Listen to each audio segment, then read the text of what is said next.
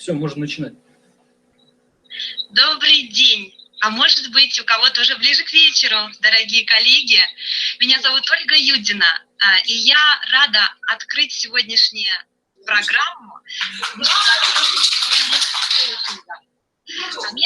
Меня зовут Ольга Юдина, я член ICF, член сертификационного комитета, и я с удовольствием, так же, как и вы, дорогие коллеги, ждала этих майских деньков, потому что по всему миру коучи целую неделю узнают из первых рук у разных мастеров со всего мира то, чем дышит коучинг, то, что является самыми последними достижениями в коучинге. Наше мероприятие, наша программа торжественного открытия сегодня пройдет с 11 до 16:15. И нас ждет 6 выступлений, 6 спикеров. Перерыв предусмотрен с 12:30 до 13. Ну и перед тем, как я предоставлю слово первому спикеру, я хочу также упомянуть, обязательно сказать о тех, кто нам сегодня будет помогать. Мы можем беспрепятственно общаться сегодня с коллегами из разных стран, благодаря переводчику. С нами весь день, для нас весь день переводит Ксения Росина, профессиональный коуч, член Бюро переводов Международного отделения, Российского отделения Международной Федерации коучинга. Ну а также техническую поддержку целый день обеспечивает Евгений Бахарев, член Совета директоров ICF Russia Chapter. Спасибо огромное, Евгений, за вашу поддержку. И я предоставляю слово первому спикеру, президенту ICF Russia Chapter 2016-2017 Елена Челакиди, ACC ICF. Спасибо большое. И я рада, что даже у нас была возможность немного пообщаться перед трансляцией, перед началом трансляции. Хочу вам сказать, что традиция вообще проведения недели, она была заложена более 15 лет назад Джерри Уидельсоном в Америке. И у меня большая просьба, так как мы сейчас находимся в общем пространстве телемоста, выключайте звук, если вы не берете слово, пожалуйста, иначе вас слышит вся страна и даже. За это время, за эти 15 лет все больше людей присоединяются к празднованию коучинга, к чествованию коучинга, мероприятия становятся более масштабные, это и конференции, и презентации, и мастер-классы, которые проходят по всему миру. И я вас попрошу посмотреть список мероприятий Российского отделения Международной Федерации коучинга. Сейчас у нас насчитывается там более 100 мероприятий. Пожалуйста, используйте его как путеводитель по этой неделе. Присоединяйтесь, делитесь, обменивайтесь. Пробуйте, потому что лозунг Международной недели коучинга – это experience коучинг. Пробуйте коучинг, ощущайте этот коучинг. Пожалуйста, давайте эту возможность себе и другим. Это замечательное время. И за эти 15 лет, пока мы празднуем Международную неделю коучинга, присутствие ICF в мире и в России возрастает. Что касается мировых данных, мы услышим об этом от Хью Роллера, буквально через некоторое время, от президента Международной Федерации коучинга 2017. Что касается России, вчера вечером я зашла и посмотрела, сколько нас. Сейчас к Российскому отделению Международной Федерации коучинга относятся 300 коучей. Ровно 300 коучей было вчера вечером. Из них 49 имеют уровень сертификации ACC, 46 имеют уровень сертификации BCC и 2 имеют уровень сертификации MCC. Те, кто несколько лет уже в российском отделении, знают, что буквально 2 года назад мы не могли мечтать о таком росте. Вернее, мы только мечтали о таком росте, сейчас эти темпы, они есть. И мы ожидаем еще больше. И более завораживающие темпы в мире, и Хиллари об этом скажет. К нам присоединяются города. С прошлого мая коучи организовались в 3 городах России. Это Хабаровск, Владивосток, Санкт-Петербург. И организовали региональные подразделения нашего отделения. И эти 3 подразделения добавились к существующим 2, к Нижнему Новгороду и к Ростову. Сейчас у нас их 5. И сейчас мы в прямом эфире с коллегами, это здорово. Но есть еще одна новость. 12 мая, мне тоже вчера сказали, 12 мая официально зарегистрировано и открыто отделение Международной Федерации коучинга в Украине. И коллеги тоже сегодня с нами, мы с ними договаривались, что они подключатся к нам и поприветствуют нас. За эти 15 лет, пока мы празднуем Международную неделю коучинга, развиваются технологии. Именно благодаря им мы можем сейчас увидеть друг друга, поприветствовать и пригласить на свои мероприятия, находясь в совершенно разных точках планеты. Мы находимся в одной стране, да, иногда в разных странах, но совершенно разных, диаметрально противоположных, просто если подумать с одной и с другой стороны. Поэтому, пожалуйста, кто первый, кто готов поприветствовать буквально несколько минут, до Нижней, сторожилы. Мы рады всех приветствовать и... Слышно, да? Рады всех приветствовать, рады всех видеть. И вот огромная радость от того, что мы не просто объединение, название объединения, что мы действительно очень близки, очень помогаем друг другу. Когда я приезжаю в Владивосток, Оля Герасимова всегда находит возможность встретиться со мной и прийти к студентам. Когда возникают какие-то вопросы там, для министерств и ведомств, коучи готовы предоставить рекомендательные письма из других регионов, как они работают для того, чтобы вход в Нижегородскую область, в министерство ведомства, там, бизнес был гораздо проще. И что хочу сказать, неделя коучинга – это как раз неделя для бизнеса, и вот как ветер, направленный в паруса, наполняет стремительный парусник, я желаю, чтобы ваши энергии, ваши компетенции, ваши силы как раз наполняли бизнес, наполняли эффективность наших коучей, наших клиентов.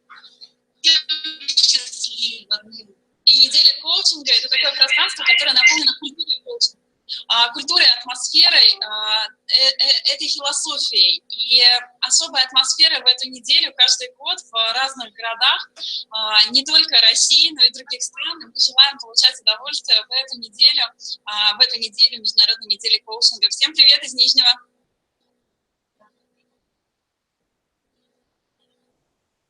Кто у нас следующий? Вот микрофон. Коллеги, добрый день.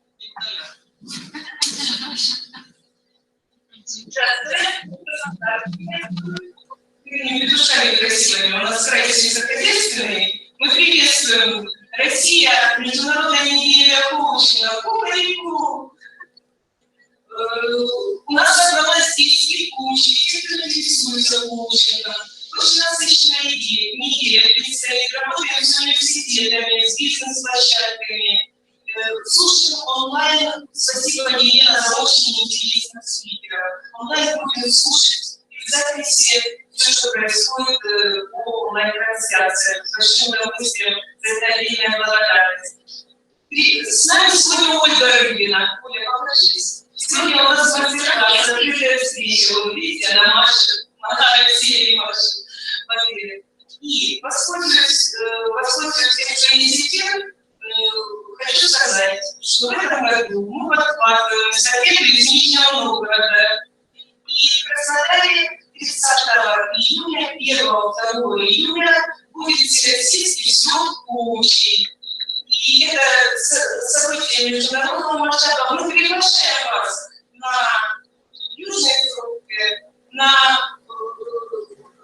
южное солнце, на близость моря, на очень интересную встречу и опыт различных коучей. География сейчас сюда очень большая. И Калининград заявился, Рига заявилась, Израиль заявился, Владивосток приезжает, конечно, Краснодар, Ростов, Крым, ближайшие районы. Будет очень интересная встреча.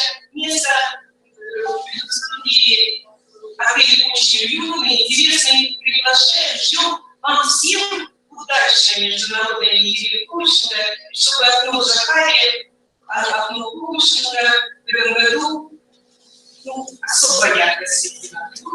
Еще раз. Все, спасибо. Спасибо.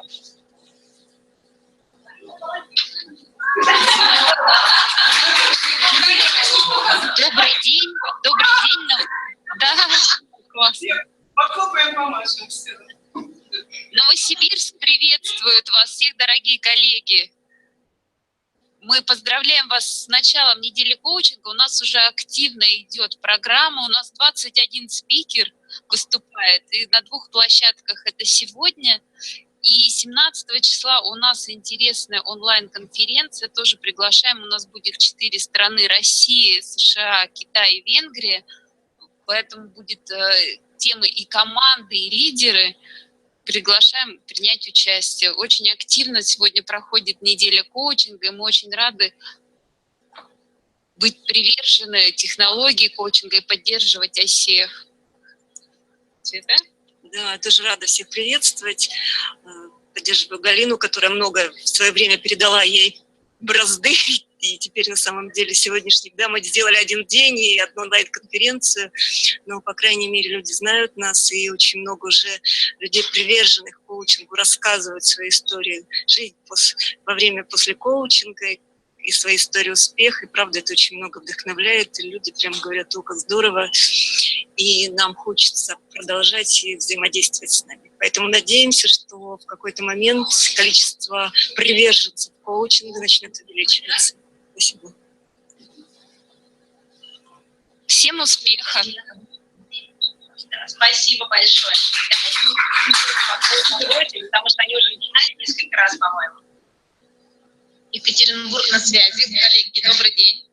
Мы рады присоединиться к Международной неделе коучинга. У нас вся неделя будет тоже очень активная, насыщенная. Сегодня мы встречаемся с коучами и будем говорить о ценности членства в ICF и о ценности сертификации, важности сертификации для профессиональных коучей. И всю неделю мы будем встречаться с теми, кто еще не знаком с коучингом, и рассказывать о том, какие технологии и каким образом они работают, как коучинг работает для жизни, для бизнеса. И мы рады присоединиться к этому марафону и приветствуем вас. Ура! Мы будем целый день работать в большом зале, и вот на таком большом экране все участники будут смотреть прямую трансляцию. Присоединяемся к вам, всем успехов, любим, всем привет. Еще раз. Ура! Ура! А можно Владивосток поприветствует вас? Всем коллеги, привет! Мы очень рады быть вместе с вами. На самом деле, вот в очередной раз убеждаюсь, насколько, когда объединенное пространство, совершенно по-другому воспринимается любое открытие. С нами сегодня вот все, кто смог добраться к этому времени, ждем еще людей.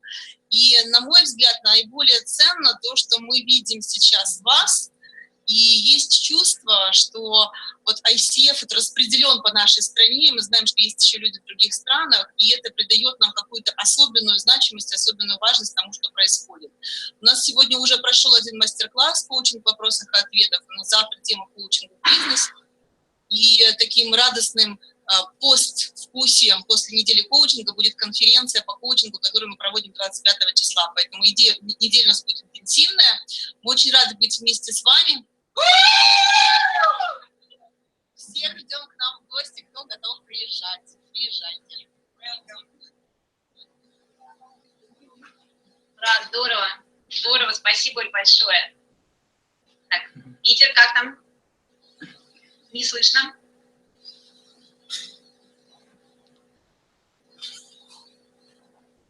Галь, вообще не слышно что-то с микрофоном.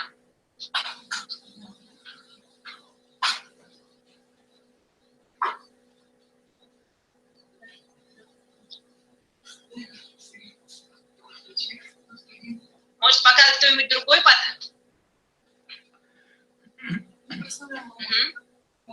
Может, нас будет? Мы даже сплясать можем.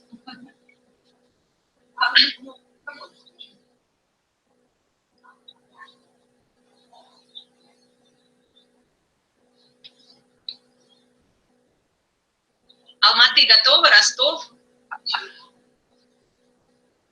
Я могу. Да, прекрасно нас будет. Здравствуйте. Ну, от нашей команды сегодня я здесь, девочки в дороге. Мы уже едем, мы открыли неделю, мы уже провели пробоно-сессии. Вот у меня шкатулочка уже, да, коробочка, вот, взносов за пробоно-сессии. Мы тут нашли одного мальчика, кому нужна очень срочная операция. И готовы к неделе. Сегодня такое хорошее было начало. девочки просто в дороге. Завтра мы работаем также на площадке нархоза. Это будут директора школ одного района, это будут работники самого университета, бизнес-школы. И программа у нас есть, и вся неделя такая насыщенная, но самое главное, это хорошая возможность нам всем в действии показать нам всем, кто мы, насколько мы сильны. Это первый наш опыт в работе, потому что мы все друг с другом встречались онлайн, потому что с разных городов. И Международная неделя коучинга – это старт нашей инициативы в Казахстане. Спасибо за поддержку. Всех поздравляю.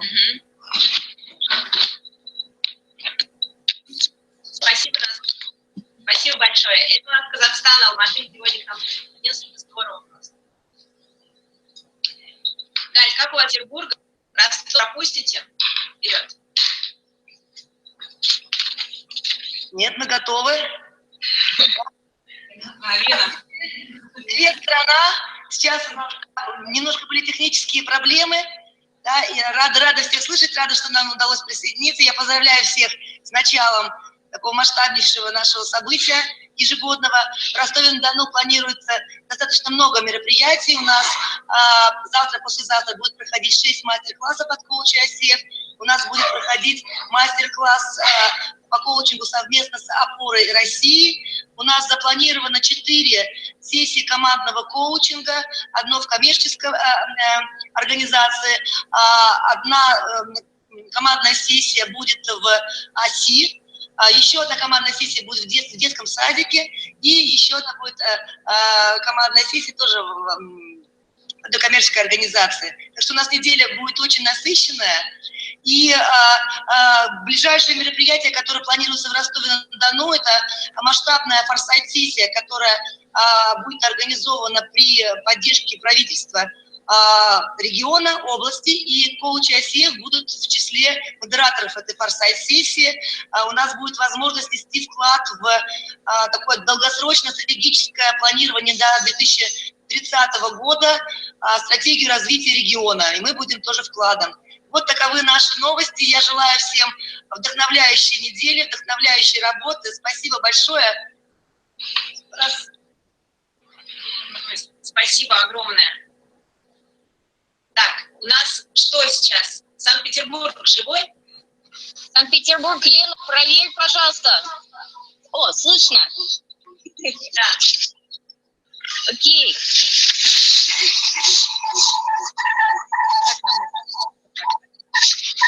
Приветствую. Питер на связи. Очень рада видеть Нижний Новгород и Владивосток, видеть знакомых людей. Хабаровск, Екатеринбург. Хабаровск с нами морально. Мы потихоньку начинаем собираться. Становится все больше и больше. Очень приятно видеть не только коллег и профессионалов, но и близких по духу людей, где-то родных, где-то студентов. И видно, что присутствует много выпускников одних и тех же школ, и есть процент узнавания.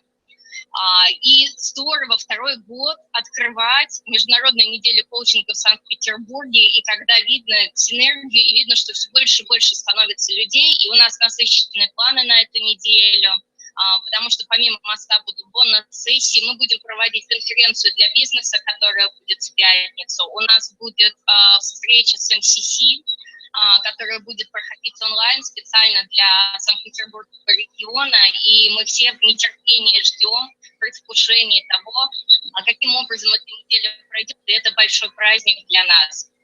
Рада приветствовать всех, ура!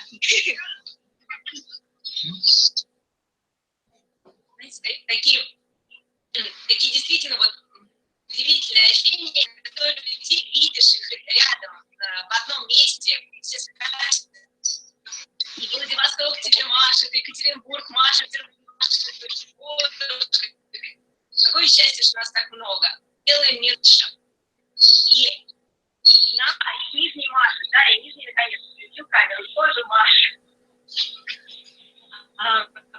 И у нас присоединилась Алина Красавченко, уже из Киева, из Украины. Алина, есть возможностей так, чтобы мы транслировались все вот, присутствующие. Сейчас будем пробовать.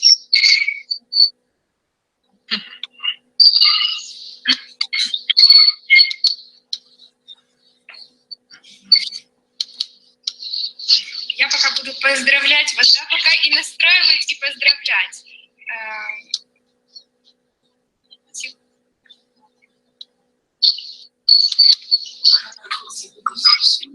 Видно нам Николая, просто мне Николая видно, а вам нет. И от этого мне видно Николая. Видно? Да. Да, все, здорово. Это самое главное. У нас была цель, чтобы мы подсоединились вместе. И начнет Николай наш спич. Добрый день, уважаемые коллеги. Поздравляю российский чартер с праздничной неделей, с первым днем открытия телекоучинга. Но для меня российский чартер особенно близок, потому что с коучингом я познакомился в России, в Москве, проходил подготовку вместе с Леной Челокиди, узнал много интересных людей и мастеров, Юлю Чухнову, Сильвиану Каню, Михаила Кларина, с Андреем Королихиным. Первое знакомство с коучингом — это Москва, конечно, и профессиональная тусовка была там. И вот то, что я там у вас почерпнул, мое сердце наполнило любовью, мне захотелось, чтобы у нас на Украине тоже был чартер, такие же отношения, такая глубина и профессионализм, который есть у вас. И вот за 1,5 года мы сумели создать такое сообщество, которое позволило открыть нам наше отделение. Благодаря вот молодежи и активной позиции, вот Алина, ее мы выбрали президентом нашего чаптера, и сейчас она вам скажет тоже поздравительные слова, вот, и поздравляю с праздником. Спасибо вам большое, и желаю вам успехов, удачи, радости. Ну что ж, Россия, мы поздравляем вас с началом недели коучинга от имени всего чаптера. И так как мы теперь тоже официальный чаптер, мы приглашаем вас к любому сотрудничеству, коллаборациям, идеям. И хотим, чтобы эта неделя коучинга, мы будем посещать ваши события. И приглашаем тоже вашего коуча Ольга Рыбина. У нас завтра будет читать демонстрационную менторскую сессию. Всех приглашаем присоединиться. И поздравляем с открытием Международной недели коучинга. Все страны, объединяйтесь.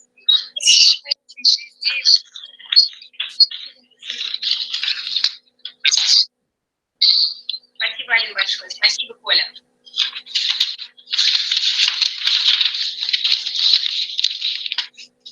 И у нас еще есть, я уточняю, или у нас есть Надежда Елякина, Сергей Труфанов, если вы хотите что-то сказать. Есть подгадка. Все выступили, кто хотели? Теперь тогда мы можем, я думаю, переходить и приглашать уже Хиллари Ольги и давать слово Ольге Юдиной, чтобы она ее представила. Большое спасибо, мне хочется вас всех обнять. Я надеюсь, что в ближайшее время, во всяком случае летом, мы сможем встретиться со многими из вас и пообщаться. Еще раз начало Международной недели коучинга. В Краснодаре, Лена. Нас в Краснодаре, да. Краснодаре, Лена. Спасибо. Мы ждем вас всех. И еще в Казани у нас будет, да. Все. Что ж, тогда, коллеги, еще, конечно, есть время, можно было бы что-то сказать, но буду представлять следующего спикера. У нас по плану с 11:30 до 12:30 нас будет приветствовать Хиллари Оливер, президент ICF Global 2017.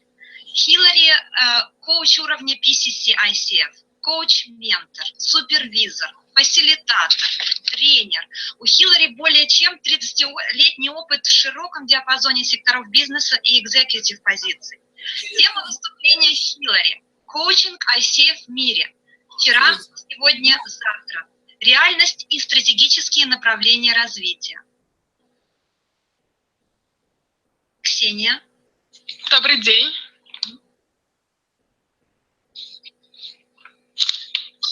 Добрый день. Вы меня слышите? Я слышу. Коллеги, как слышно Ксению, переводчика? Это важно. Да, Ксению прекрасно слышно. Все, приглашайте Хиллари, она...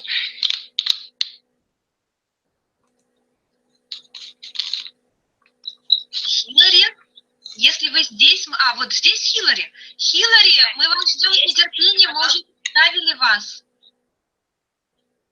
Good morning. Доброе утро. Доброе утро. I hope I got that right. Доброе утро. So would you like, so I'm really pleased to be here with you. Would you like me to start my sharing my screen to start with? Я очень рада вас всех видеть. Вы хотите, чтобы я поделилась экраном? I think. Yes. Okay. Before I do, I just want to say it's so lovely to actually see all the different people in their different places who've come into this conference, and lovely to see you, Elena, too.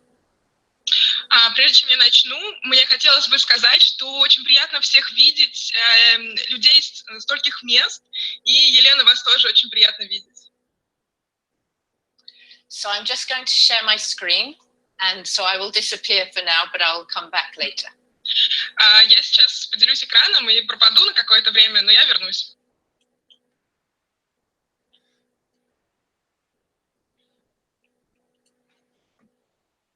Can you tell me, does everybody see the screen? Those who can let me know.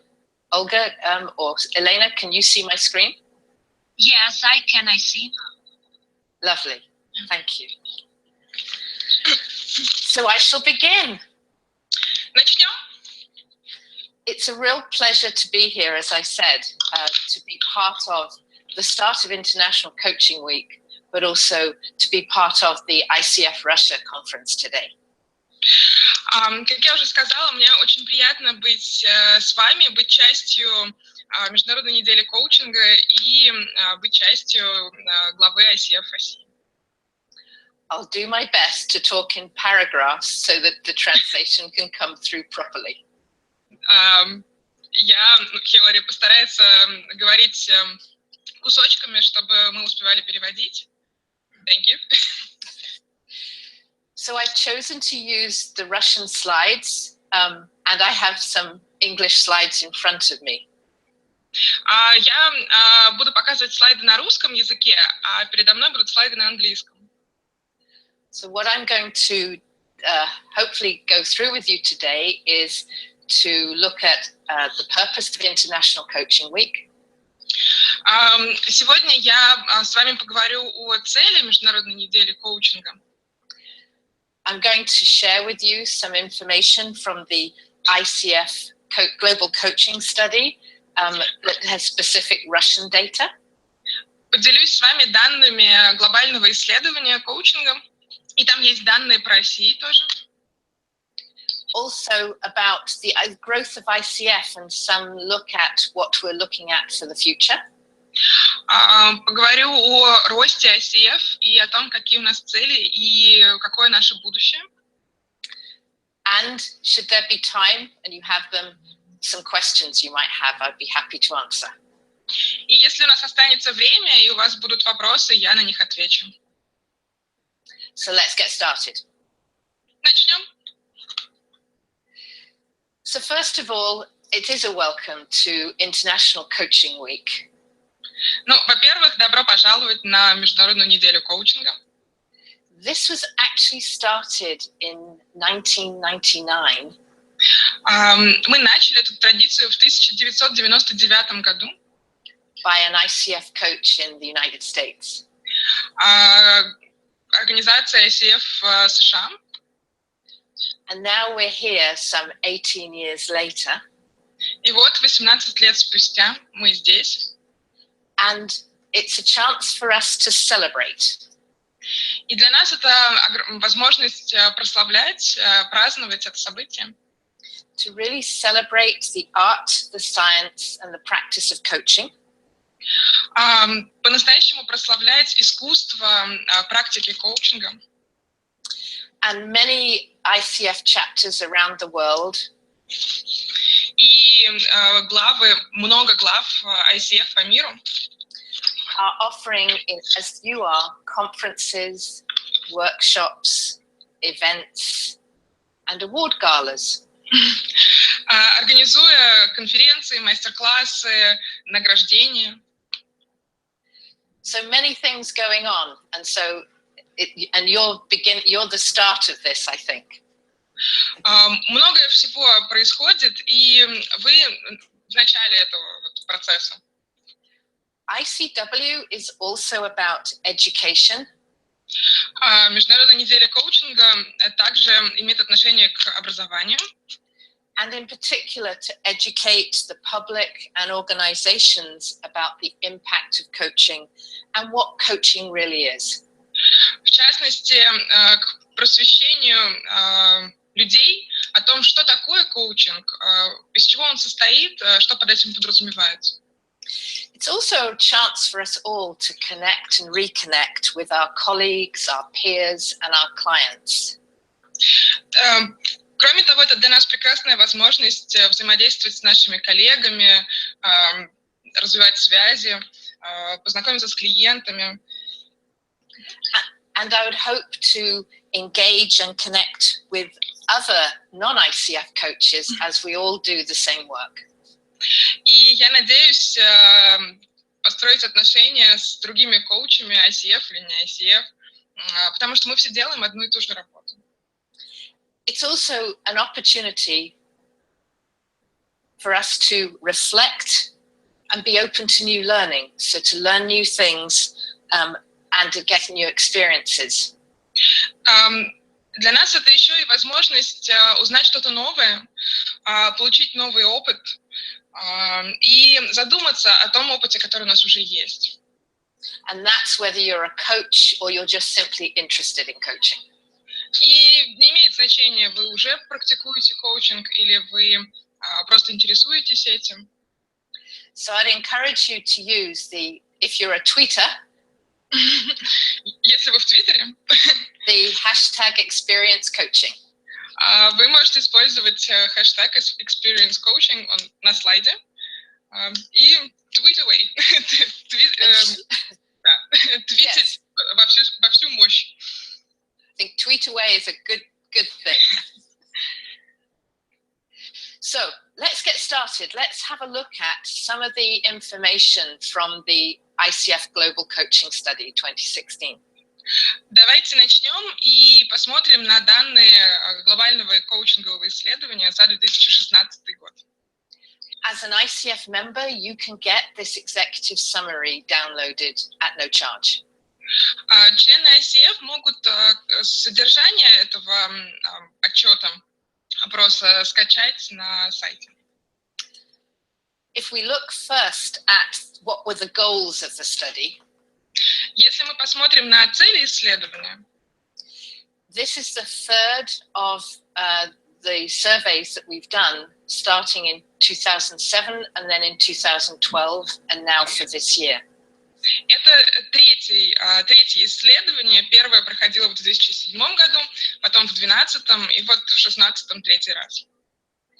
One of the key goals is to continue to determine the size and scope of the coaching profession. Одна из целей определить масштаб и охват профессии коуча, коучинга в целом. And this time it was also to collect insights from a growing population, as we've said, of managers and leaders using coaching skills. И в этот раз мы еще постарались собрать данные по руководителям и лидерам, которые используют навыки коучинга, но не являются официально как бы коучем. And that's because we've seen a growth in managers, leaders, and HR professionals using coaching skills more in organizations. И это потому, что мы видим растущее число специалистов HR, руководителей, лидеров, использующих навыки коучинга в своей ежедневной работе. This year we had, or it should be say last year, we had over 15,000 valid survey responses. В этом году, ну, точнее, в прошлом году, у нас было 15 380 валидных ответов. And that was about 5,000 more than in 2012. И это на 5000 больше, чем в 2012 году. And it was a global study. И это было глобальное исследование по всему миру. That was completed by about 9,500 ICF coaches. В котором участвовали примерно 9500 коучей. And nearly 6,000 non-ICF coaches. И примерно 6000 не коучей ICF. And that was really important, that it was seen as going more than just ICF members. И это очень важно, получить данные не только по ICF, не по членам ICF. This time, nearly, 137 countries participated. Sorry, how many? Nearly 137 Примерно 137 стран участвовало. And 40 countries were able to have surveys with 100 plus responses. И 40 стран смогло предоставить больше 100 респондентов. That was really important because it meant that those countries could get country-specific data. Это очень важно, потому что эти страны могут сейчас получить данные специфичные под их страну, адаптированные под их страну. And Russia is one of them. И Россия одна из этих стран.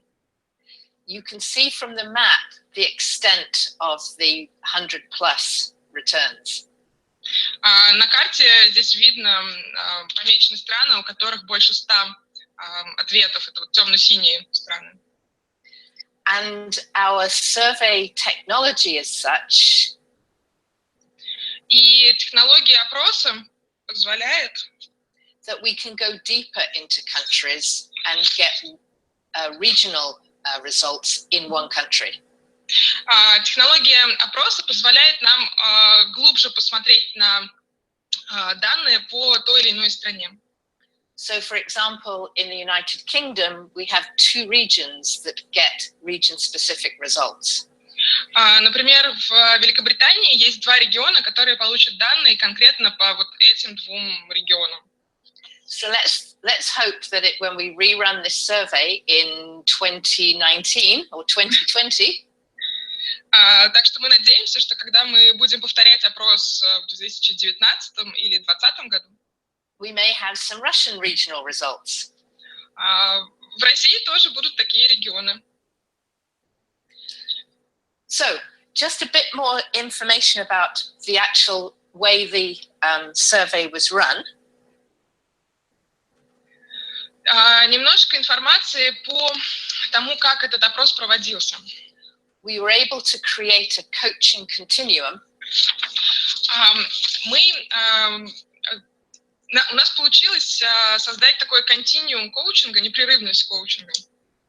So we could go from one end being coach professional practitioners. Что позволило нам пойти, с одной стороны, посмотреть на практикующих коучей, to the other end with managers and leaders using coaching skills. По всему спектру до руководителей и лидеров, которые используют навыки коучинга, но не являются коучами. And we also looked in between at external and internal coaches. И между ними вот между этими 2 ипостасями мы посмотрели на внутренних коучей, на внешних коучей. And even when people were both an external and internal. И на те случаи, когда люди являются и внутренними коучами, и внешними коучами. So we're getting very sophisticated in how we can create and look at the data. Так что мы очень разумно подошли к тому, как мы получили данные. So let's look at that data and look at it from the perspective of global compared to the Russian data. Давайте посмотрим на эти данные и посмотрим на мировые данные и на данные, относящиеся к России. So the first piece that I'd like to share is about age and gender. Первая часть – это то, что касается пола и возраста. The gold or orange color is the Russian data, and the blue is the global data. Желтый, ну или вот золотой, Хиллари называет, это то, что касается России, а синий – это то, что касается мира.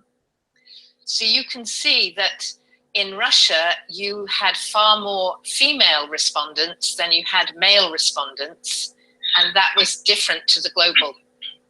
Можно увидеть, что в России больше ответов от женщин, чем от мужчин, и это очень сильно отличается от мирового тренда. And what struck me as being interesting was the age demographic of the Russian respondents. И что мне показалось интересным, это возрастная группа респондентов в России. So your respondents typically were aged between 26 and 44. В России респонденты в основном попадали в группу между 26 и 30 годами. Whereas the global data, they were more above the age of 44. А глобальный тренд такой, что основные респонденты старше 44 лет. Which might point at the relative youth of the coaching profession in Russia. Что может говорить о том, что коучинг в России молодой. But also the fact that when we will see a bit later that millennials are rising to the fore and understand coaching. А может говорить еще о том, и мы еще будем возвращаться к этому, что миллениалы лучше понимают коучинг и легче его используют. So I thought that was an interesting thing to share, and we will touch on a bit about millennials a bit later. Мне показалось, что это интересный момент, и мы еще вернемся к вопросу о миллениалах. If we then looked at education, если мы посмотрим на образование, we asked respondents whether or not they'd had just a primary level of education, secondary or third master's level. Мы спросили респондентов, есть ли у них только доуниверситетское образование, ну, среднее, бакалавриат, или они еще после университета что-то заканчивают. We can see that the Russian results are very similar to the global results. И мы видим, что результаты по России похожи на результаты по всему миру.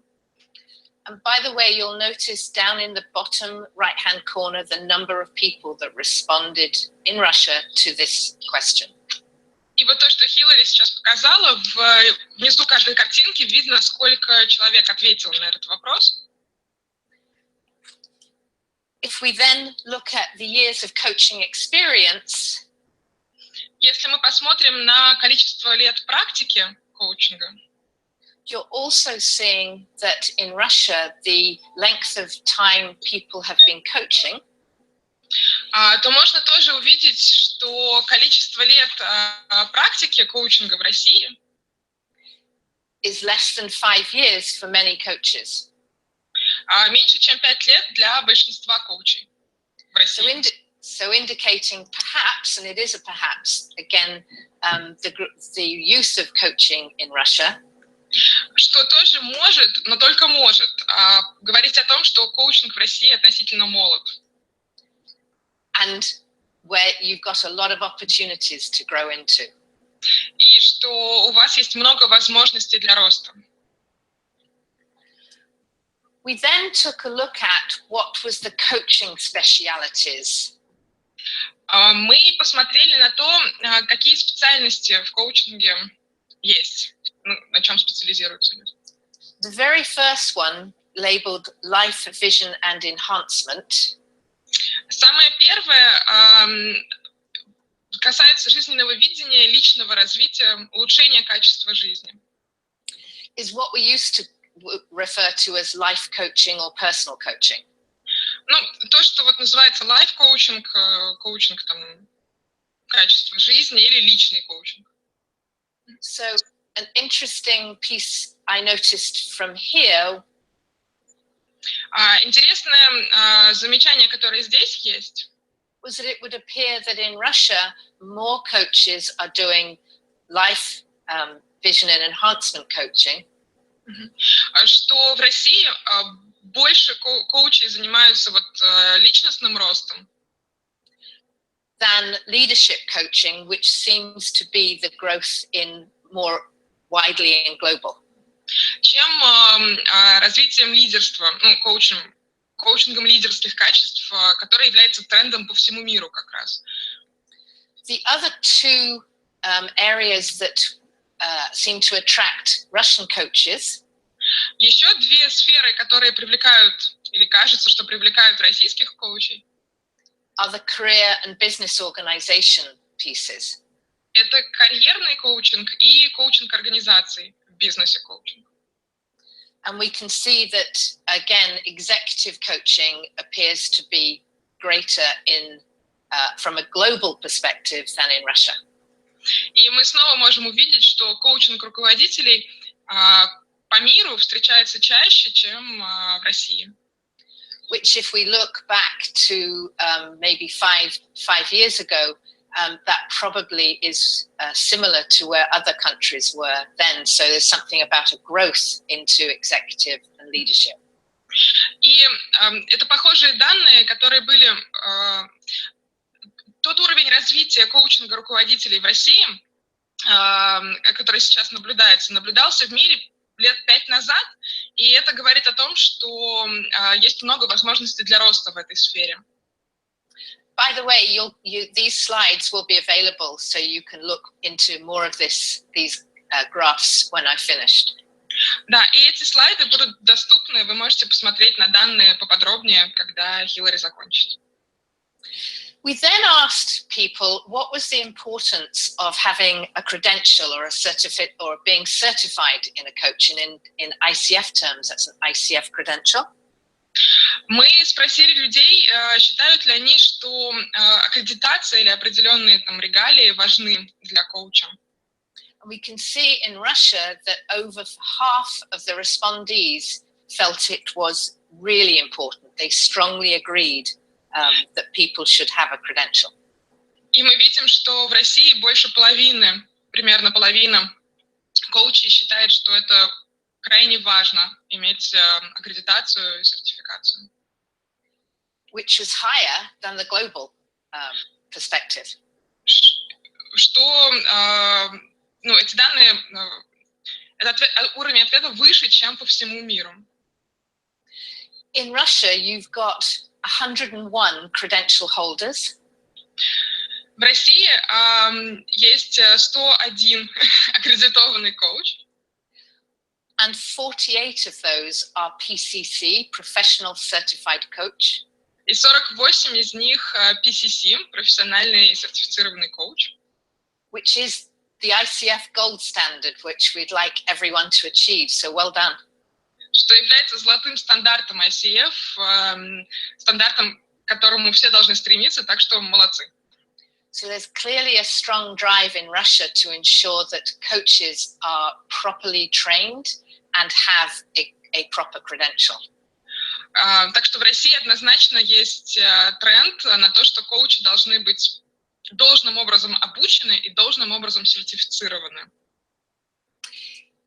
Let's have a look then at how aware people are of coaching. And again, this is Russian demographics. Давайте посмотрим на то, как легко узнается коучинг, насколько люди знают о коучинге в России. Ну, это данные как раз по России. The gold color is people who are aware, number of people who are aware, or percentage. Желтый цвет – это процент тех людей, которые знают о коучинге. The blue is where people are the percentage of somewhat aware of coaching. Синий цвет – это процент людей, которые что-то слышали, узнают слово, так скажем. And the grey is representing the percentage not aware. А серый цвет представляет процент людей, которые не знают о коучинге. And you'll see at the bottom, it's the age demographic. А внизу возрастные группы. And then you've got for Russia, and then the global demographic at the end. И в конце колонка — это данные по миру. So we can see here again that millennials, the 25 to 34 bracket, и мы снова можем увидеть, что миллениалы — это те, кто попадает в группу от 25 до 34 лет, узнают коучинг и знают о нем. Are typically more aware of coaching and its benefits. И они, как правило, лучше понимают плюсы коучинга, там, пользу, которую коучинг приносит, than those who are 55 and above. чем те, которые попадают в группу старше 55 лет.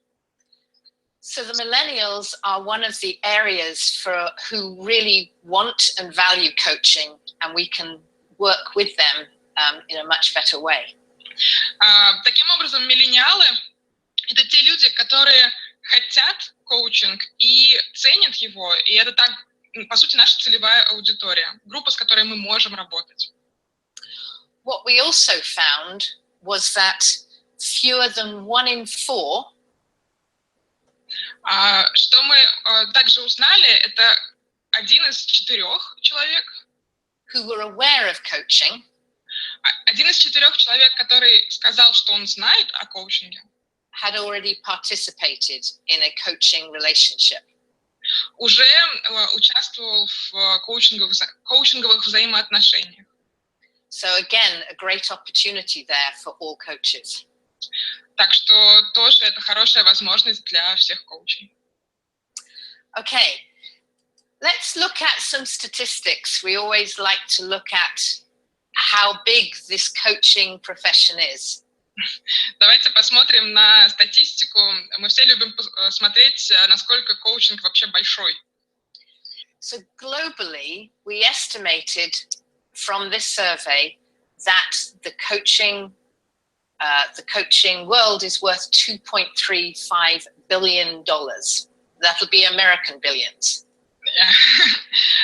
В целом, общая прибыль от коучинговой деятельности 2 миллиарда 35 миллионов американских долларов. We did bring this to make it US dollars as a common currency, so you'll see the same in the next slide as well. Да, на следующем слайде тоже в долларах будут все цифры. We estimated, based on this survey and understanding of other professional associations, мы предположили на основе этого опроса и на основе данных от других организаций, that there are something like 53,500 coaches professionally practicing around the world. Что есть примерно 53 300 коучей-практиков. And nearly 11,000 managers or leaders and internal people using coaching skills. И примерно 11 тысяч руководителей, лидеров, использующих навыки коучинга в работе. Of those we surveyed, 63% were ICF members. Из тех, кто прошел опрос, 63% были члены ICF. And 48% of those had credentials. И 48% из них были аккредитованные коучи ICF. Which is really important. Even when you look at the non-ICF members, they also had credentials, but not quite as high as an ICF percentage. Что очень важно, если посмотреть на данные по членству других организаций, у них тоже есть аккредитация, но не на таком высоком уровне, как ICF. From a global perspective, and this should interest coaches out there, the average income was $51,000 for coaching. Да, по миру данные, и коучам это будет всем, наверное, интересно, годовая прибыль от коучинга в среднем составляет $51 тысячу в год. Which breaks down to about $230 per hour on average. И в среднем это составляет $231 за часовую сессию. let's compare that, unfortunately not to Russia, but to the Eastern European region. Давайте сравним это с, ну, не с Россией, а с Восточной Европой. Where the coaching profession appears to be around $70 million worth. Где общая прибыль от коучинга составляет $70 миллионов в год. You can see that, as before, with credentials being so important, и можно увидеть, что аккредитация также важна, как и по всему. 50% of the respondents, actually over half of them had credentials. Из 50% респондентов, которые сказали, что они члены ICF, 51% были аккредитованными членами ICF. But what is interesting is that people are earning less from coaching, and the hourly rate is much less. Что интересно, так это то, что люди, ну, один человек в среднем зарабатывает меньше на коучинге, и стоимость часа ниже. So that's something that perhaps needs to be looked at to support coaches to develop the business more in the future. Так что это что-то, на что можно обратить внимание и поддержать коучей в будущем развитии. So I hope those statistics were interesting. Я надеюсь, что эти данные были интересными. And what I'd like to just touch on now is some of the future trends that we're finding. И о чем я хочу поговорить сейчас, это будущие тренды, которые мы видим. So I'm going to touch on regulation. Я поговорю немножко о регулировании коучингом. What are some of the obstacles we're seeing for the coaching profession? Какие препятствия мы видим для профессии? And what are some of the opportunities that are out there for us? И какие возможности перед нами стоят? So again, this is data that you can look at for Russia. Опять же, это данные для России. The large data is the Russian information. Большой кусок данных – это информация именно по России. And we also then have what the global benchmark was. И у нас есть также данные по миру, по мировым трендам. So the question was, should there be regulation in the coaching profession? Был вопрос, должен ли коучинг быть контролируемым, регулируемым каким-то образом. And you can see that nearly 60% of the respondents in Russia said, yes, there should be regulation. И можно увидеть, что почти 60% российских респондентов сказали, что да, коучинг должен быть регулируемым. Which is similar, but a bit higher than the global benchmark saying yes. Что похоже, но чуть-чуть выше, чем мировой тренд. So similar results, but when you look at the question that says, who should regulate? Again, very similar results. The gray and the green is Russian data, and the blue is the global data. То же самое наблюдается, если... Probably the next slide. Okay. Если спросить, кто должен регулировать коучинг, то на следующем слайде будут данные, то большая часть... Method of regulation? Да, sorry. То, что касается государственных органов, меньшее количество людей сказали, что государственные органы должны регулировать. Okay, so here what it says is that government entities, which is typically who regulate. Хотя, несмотря на то, что государственные органы это те, кто, собственно, регулирует чаще всего, are typically the least ones, the least area that who should regulate us. Являются наименее вероятной организацией, которая должна нас регулировать. And what both the Russian survey says as well as the global survey, is that it should be the professional coaching bodies and associations that regulate. И единое мнение у российских коучей и коучей по миру, что регулировать коучинг должны профессиональные ассоциации. Можно увидеть внизу вот зеленые и синие данные, похожи по размеру. So this is why we in ICF и поэтому мы в ICF really focus on our code of conduct and code of ethics. Сильно сфокусированы на нашем кодексе поведения, кодексе профессиональной этики. And review it every 3 years to ensure it's up to date. И пересматриваем это каждые 3 года, чтобы убедиться, что тексты актуальны.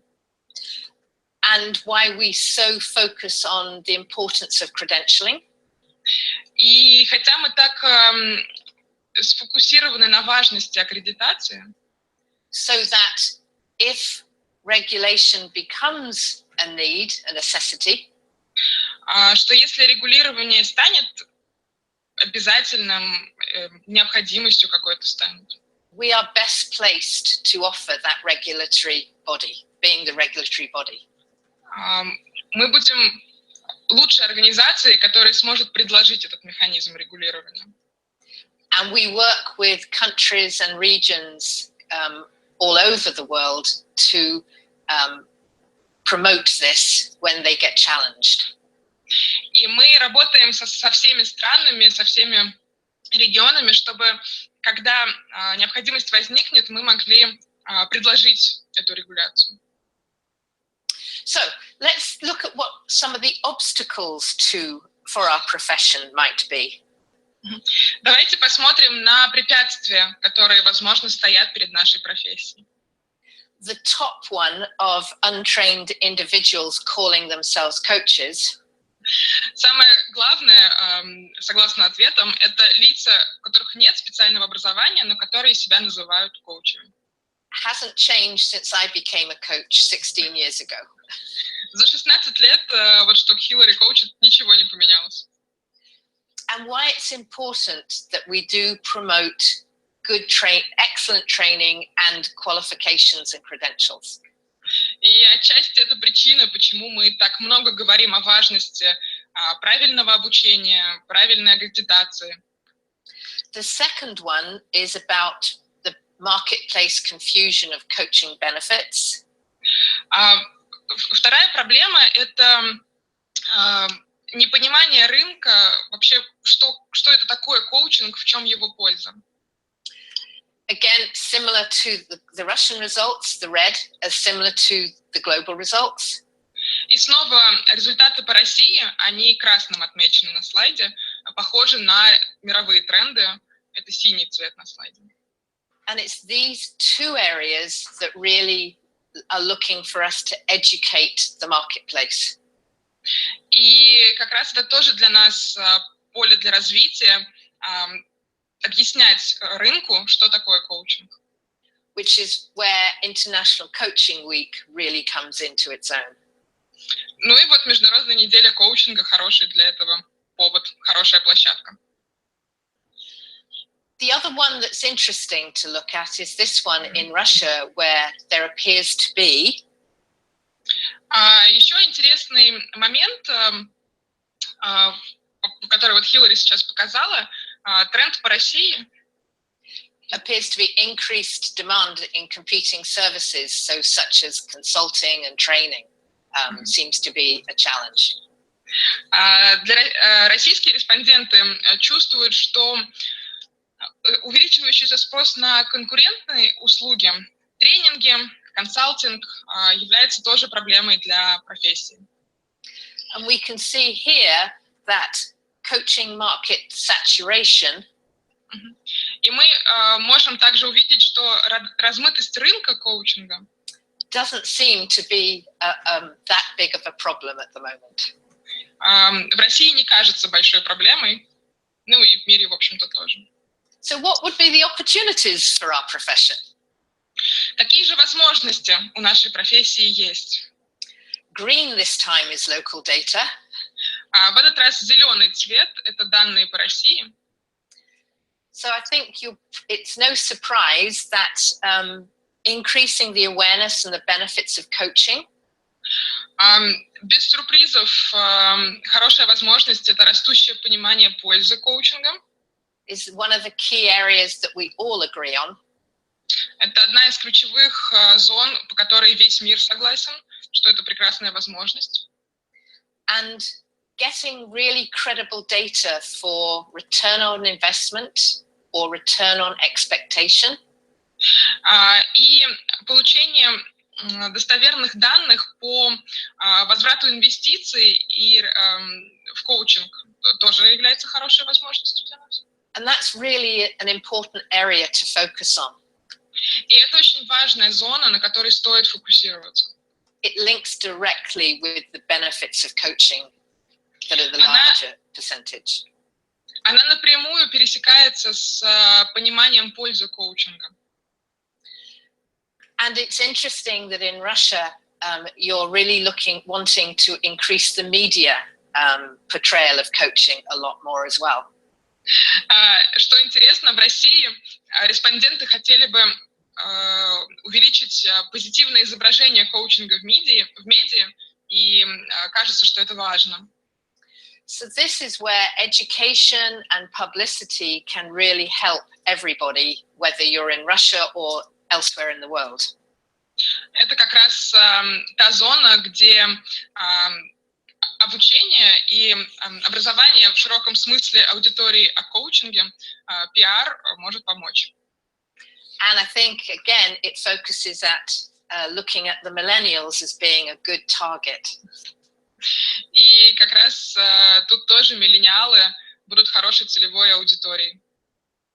So I've touched on the global study, what has come up as obstacles and opportunities. Я вкратце рассказала о данных мирового исследования, о проблемах и возможностях, которые стоят перед коучингом. So let's now look at how ICF has grown and what we're doing in that area. И сейчас давайте посмотрим, как растет ICF и что мы делаем в этой области. As you can see, we are actually growing at a phenomenal rate. Как вы можете видеть, мы растем с феноменальной скоростью. Since 2007, с 2007 года we have increased our membership by 20,000 members. Мы увеличили количество членов на 20 тысяч человек. And we've grown from being in 80 countries around the world. И от 80 стран мы выросли to being in 141 countries around the world. От 80 стран мы выросли до 140 стран по всему миру. There is no continent where we're not in place. Сейчас нет континента, где не было бы ICF. If you look at that from a graphical perspective, если посмотреть по графику, Eastern Europe and Latin America have both grown at 1,000% in the last 10 years. Восточная Европа и Латинская Америка выросли почти на 1000% за последнее время. If you look at Asia, that's grown 900%. Азия выросла на 900%. And Middle East and Africa by 600%. И Ближний Восток и Африка на 600%. So these areas are really where the market is growing amazingly quickly. Это те зоны, где рынок растет потрясающе быстро. North America, Oceania, and Western Europe is a lot slower in that they've slowed down in the growth. Северная Америка, Океания и Западная Европа развиваются медленнее, немножко отстают в росте. And if we look at just the graph for Eastern Europe, you can see it's grown by over 1,000%. И если мы посмотрим на рост членства за последние 10 лет в Восточной Европе, видно, что количество членов выросло на 1000%. And the latest results for membership numbers is that ICF Russia in May is 263 members. So thank you, all of you who are members. И последние данные, что в России сейчас на май 263 члена. Большое вам за это спасибо. Хорошая работа. And here's a graph that really shows what the survey was saying around the importance of credentials. И сейчас на экране график, который показывает рост аккредитации. Как раз вот важность аккредитации здесь видна. So you can see that in the last 10 years, there's been a 650% increase in people holding credentials around the world. Видно, что за последнюю декаду на 600% увеличилось количество аккредитованных членов ICF. And in Russia, you have just under half of all of your of RCF members. Sorry, let me start again. In Russia, you have 51 ACC coaches, 48 PCC, and 2 MCC, which is amazing. В России на сегодняшний день 51 коуч аккредитован по ACC, 48 PCC коучей и 2 MCC коуча, что на самом деле потрясающе. And here you can see how the ACC and the PCC credentials have grown. И здесь можно увидеть на графике, как увеличились данные по ACC и PCC, как сильно произошел рост. So the PCC being our real gold standard, that's really important to note. И снова PCC — это золотой стандарт коучинга, поэтому это очень важно, что количество членов растет. So we're really being able to get the word out about the importance of credentials. Нам получилось действительно убедить людей, что убедить людей в важности аккредитации. So let me just look a little bit more about how global awareness has changed. So between 2010 and 2013, it rose by 8%. Уровень осведомленности в коучинге за последнее время, вот с 2010 и 17, между 2010 и 2017 годом, вырос на 8%. But I point you to the bottom figures there, where 67% of those aged 25 to 34. Но мне хочется обратить ваше внимание на нижнюю строчку, где 67 лиц среди вот миллениалов, людей в возрасте между 25 и 34 годами, were aware of coaching, and that's again where coaches and clients seem to be coming from. Да, вот эти 67% знают о коучинге, и по сути это наша целевая аудитория для клиентуры. And my final statistic for you. И последний кусок статистики. Is in Eastern Europe, I've highlighted the percentage change over the years from 3,500 to 5,100 professional coaches in 2015. So 44% increase on professional coaches. Восточная Европа, вот выделена жирным шрифтом, рост членов вырос на 44%, с 3,500 до 500. So Latin America is the only one who had a greater change. Больше только в Латинской Америке, там 80. So let me now continue and get to the final piece, which is, so what is the future of ICF? We've seen the growth that we're going through. Давайте от статистики перейдем к тому, что это значит для ICF. Мы видели рост. And the global board is very focused on how do we grow strategically and also grow in a sustainable way. И совет директоров ICF думает о том, как нам расти в стратегическом смысле, в чем будет заключаться рост. И как этот рост сделать стабильным. So every 3 years, we set some strategic priorities as a board. Каждые 3 года совет директоров определяет стратегические приоритеты. And we use studies such as the one I've just been talking about. И мы используем исследования, в частности, вот то, о чем мы говорили сегодня. And also a lot of other research that we get from our research experts. Но и другие исследования, которые мы получаем от наших специалистов по исследованию рынка. So we're in our last or the 3rd year of a cycle, so we're finishing the strategic priorities. Мы сейчас на последнем цикле вот нашего 3-летнего планирования, то есть мы заканчиваем с стратегическими приоритетами вот этими. And the first priority was around researching and developing standards and governance, etc.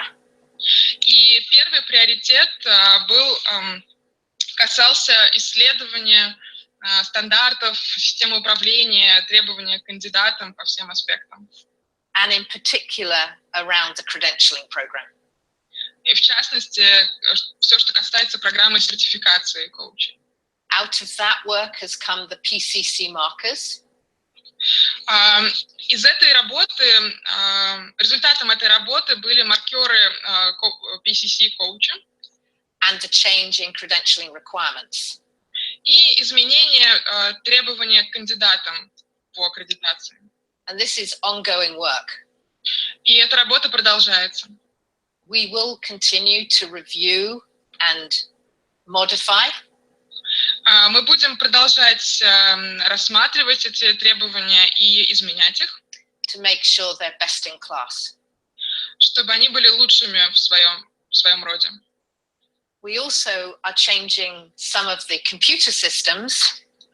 Мы также меняем компьютерную систему. Hopefully without the virus that's going around today. Надеемся, что без вируса, о котором сегодня все говорят. Which will enable the credential process to be smoother. Yay! И вот это изменение позволит процессу аккредитации идти более гладко. We should see those changes probably at the end of this year. И эти изменения будут заметны уже, скорее всего, к концу года. Our other key priority was to ensure that we maintained a really high presence around the world. Наш второй приоритет – это обеспечить наиболее широкое присутствие организации по всему миру. We delivered 3 advanced science coaching conferences. Мы провели 3 коучинговые конференции, посвященные продвижению науки коучинга. And we brought back the international conference, which will be Converge 2017 in August this year, of which I am really pleased. И что Хилла и особенно радостно видеть, это возвращение ICF-конференции вот в августе, ICF Converge. And whilst it's in whilst it's in North America this time, и хотя в этот раз это в Северной Америке, we are committed to bringing it to other places around the world in future. Мы стараемся проводить эту конференцию в других местах по всему миру в будущем. Also, the global board does attend other events as in ambassador capacities to promote ICF.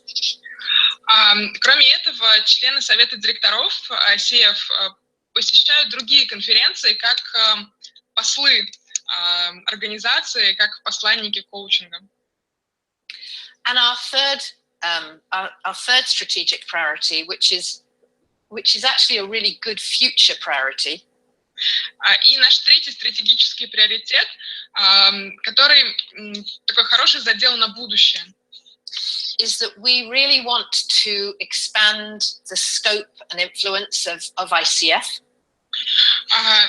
Это то, что мы хотим по-настоящему расширить охват и влияние организации. Because we see the whole field of coaching develop and grow.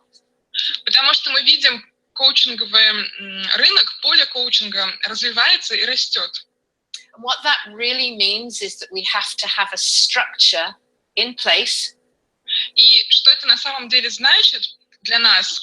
Нам необходима структура, that allows us to be flexible, которая позволит нам быть гибкими and nimble, и такими адаптивными, отзывчивыми к изменениям. As we grow. Которая позволит нам быть гибкими и отзывчивыми вот к нашему росту, который будет происходить. So the areas that are starting to come out of that are the following.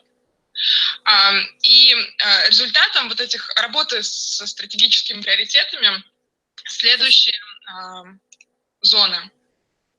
The first is the implementation of a Thought Leadership Institute.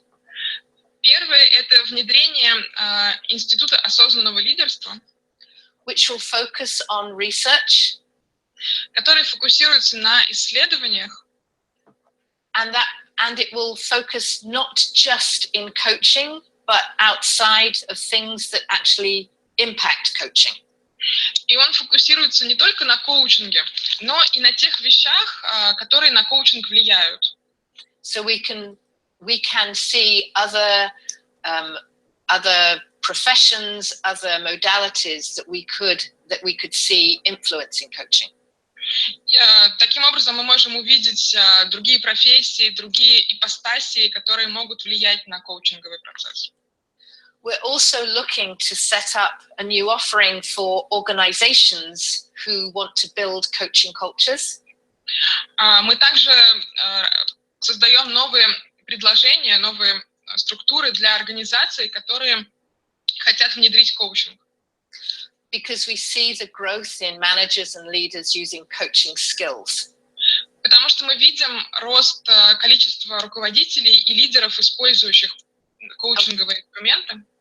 And we want to provide something that will support them. И мы хотим предложить что-то, что их поддержит. But not get in the way of professional coaching.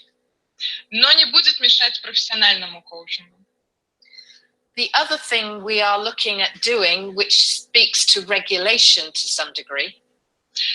Еще кое-что из того, что мы делаем, относится к регуляции в каком-то смысле. Is separating out the functions of credentialing and program accreditation. Мы разделяем, думаем разделять программу сертификации и программу аккредитации. So there's no sign of conflict of interest between members and credentialing. Чтобы не было конфликта интересов членства и аккредитации. And even accreditation and credentialing. И даже аккредитации и сертификации. Which is really important, and making sure that that is robust. И это очень важно, и нам важно продумать это очень хорошо. And finally, we have been expanding the activities of the ICF Foundation. И напоследок мы сейчас расширяем направление работы ICF организации. So they can do the really excellent work of making sure that coaching does become part of a thriving society. Чтобы добиться того, чтобы коучинг стал частью развивающегося успешного общества. So I hope that, and what I've shown you here is the resources that are available to you with the web links of everything that I've spoken about today and more. На последнем слайде ссылки на ресурсы, информацию по поводу всего, что Хиллари сегодня озвучила. So I hope that what I've told you today and spoken about has been of interest, and there's a lot more on the website. Я надеюсь, Хиллари, конечно. Я надеюсь, что то, о чем я сегодня говорила, вам было интересно. На сайте есть очень много информации, поэтому... And if there are any questions, I'd be very happy to answer them. И если есть вопросы, я буду рада на них ответить. Thank you. Если кому-то в комментарии удобнее писать вопросы, я смогу их прочитать. Уважаемые коллеги, Хиллари действительно очень ждет вопросов. И вопросы, кто находится в Zoom, можно писать в чате, можно брать микрофон. А те, кто смотрит видеотрансляцию на YouTube, в комментариях пишите, пожалуйста, ваши вопросы.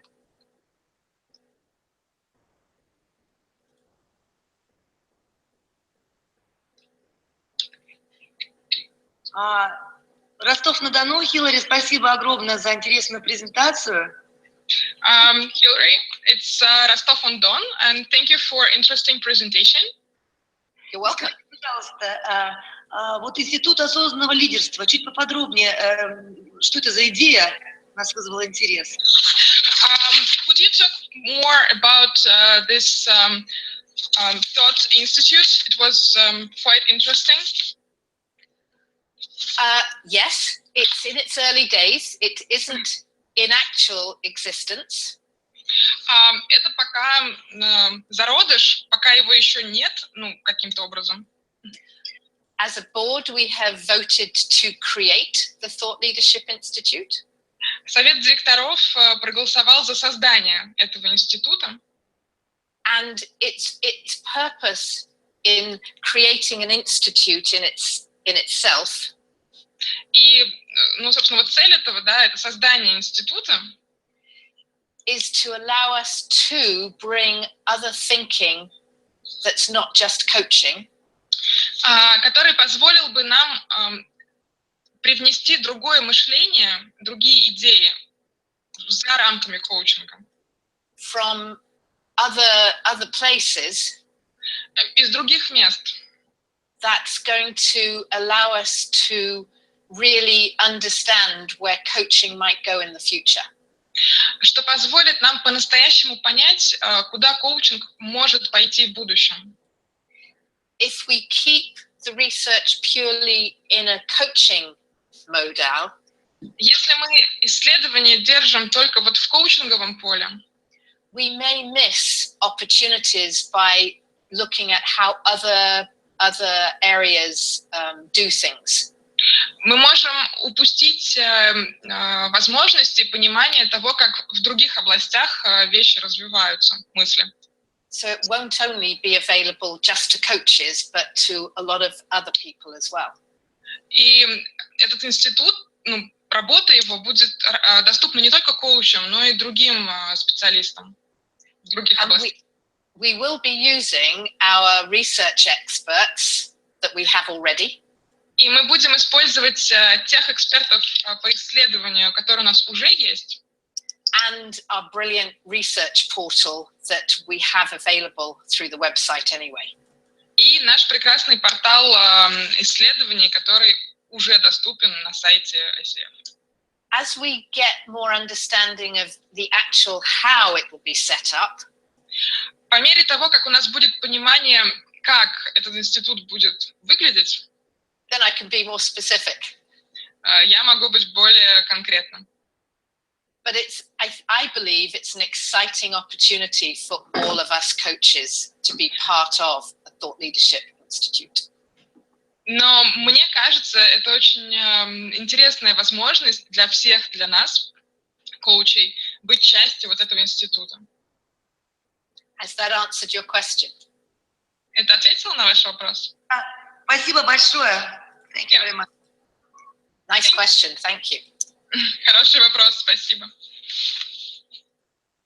А можно мне задать вопрос, Юрий? Да, Елена is asking question. Okay. Юрий, можно вас попросить более подробно рассказать об активностях ICF Foundation и как в них можно поучаствовать? Could you tell more about ICF Foundation activities and how we can participate in them? The best person to ask is Amy in the global office. However, what ICF Foundation does Ну, Эми в глобальном офисе будет лучший адресат, но вот как я вижу, is promote coaching as a social change vehicle. Цель вот этой ICF Foundation — это промотировать, рекламировать, да, коучинг, продвигать как инструмент изменений. So it offers often pro bono or low-cost coaching to charitable bodies. Часто это бесплатные сессии для благотворительных организаций. So people like UNICEF. Например, UNICEF. It also provides, if where necessary, it can provide, trying to think of the word, allows people who can't afford to coach to become coaches in the developing countries. Также эта программа помогает тем, кто не может позволить себе стать коучем, все-таки стать коучем, например, в развивающихся странах. So the best way that ICF Russia can get involved is via contacting the foundation, and they go ahead. Так что лучший способ — это связаться с ICF Foundation, вот с этой Эми. And they have a new program called Ignite. И у них есть новая программа, она, ну, как зажигалка переводится, Ignite. Which is inviting ICF chapters and their members.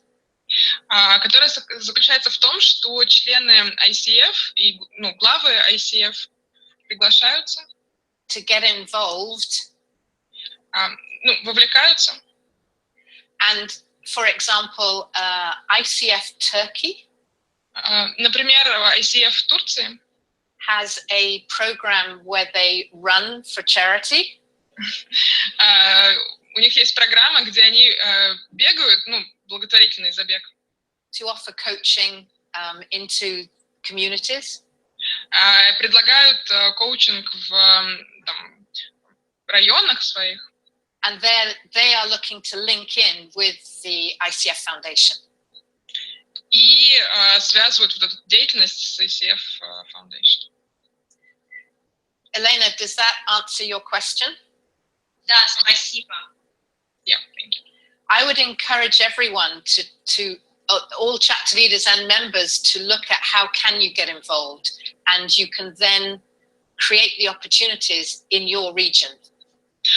Я призываю всех глав ICF и членов ICF все-таки присмотреться к тому, как вы можете посодействовать, поучаствовать в мероприятиях ICF Foundation.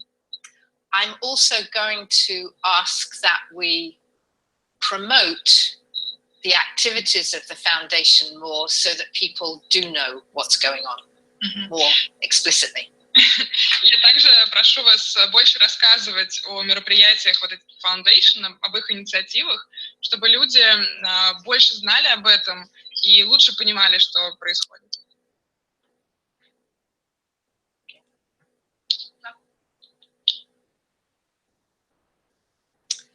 Коллеги, есть ли еще вопросы для Хиллари?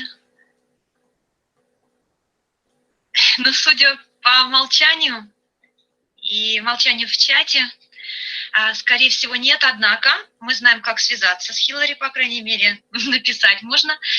И я хочу сказать огромное спасибо Хиллари за то, что мы узнали, чем гордится сейчас ICF во всем мире, в 140 странах, а также мы теперь понимаем, каковы стратегические планы у ICF.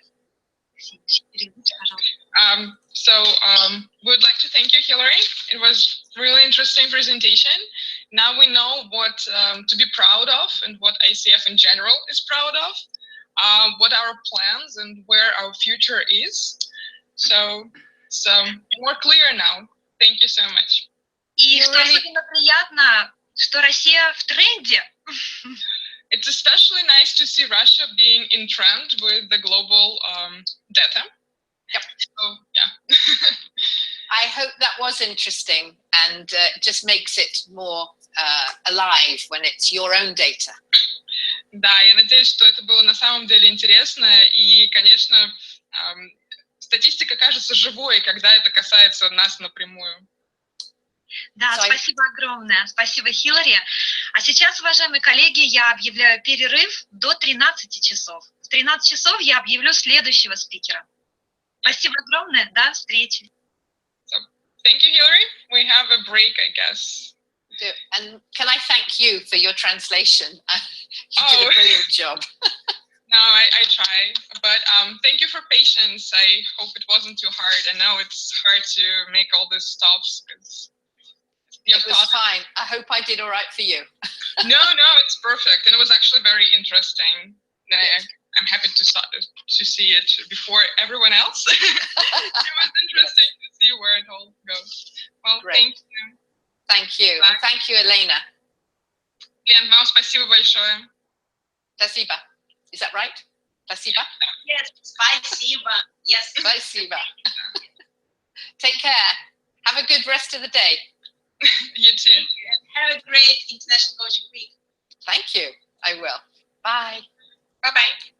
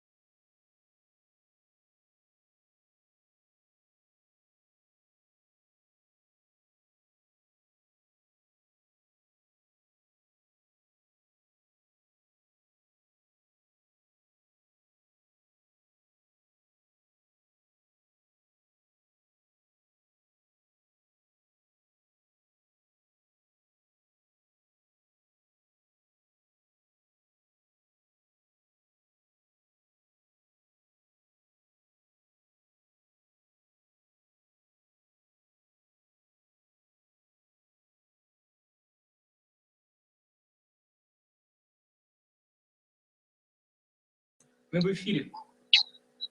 Okay, so we are starting with Royal. Okay.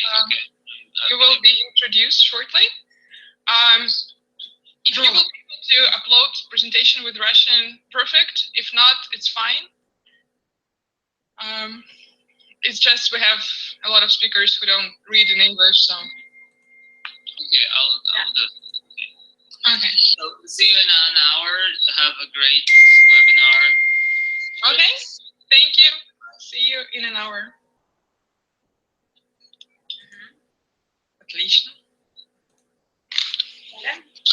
Евгений, можно? Я жду вашу команду. Да, мы в эфире. Да. Коллеги, как обещала, в 13 часов перед нами выступит Роланд Шац, президент ICF Германия 2017. Ксения, сейчас скажу, вы чуть переведете. Роланд имеет сертификацию уровня ACC ICF. И мы знаем Роланда не только как коуча высших достижений международного уровня, но также как спортсмена, активного спортсмена. Кикбоксинг, фитнес, бег – это все про Роланда. Переведите, пожалуйста. Hi, Roland. Like I said, I will be your translator. Olga shared some insights about you, that you are a ACC coach, but more than that, you're an accomplished athlete, seems to be, with kickboxing and running and all that. So fitness as well, sure. И Роланд поделится с нами не только системой построения внутреннего коучинга, но также расскажет о практике работы ICF в Германии. And we're now keen to hear from you that keen to hear a coaching practice. Внутренний коучинг. Internal information about internal coaching, but also how coaching is developed in Germany. In Germany. И тема выступления Роланда – практика и ценность членства и сертификации ICF в Германии. Кейс – практика построения системы внутреннего коучинга в компании. And Olga just announced your theme, practice and value of ICF membership and certification in Germany, and how to build an internal coaching structure based on your case study. You are welcome, Roland. All right, but make sure you're unmute. That works. Thank you very much for the introduction. Just a minute, уважаемые коллеги, забыла сказать, что Роланд очень ждет ваших вопросов.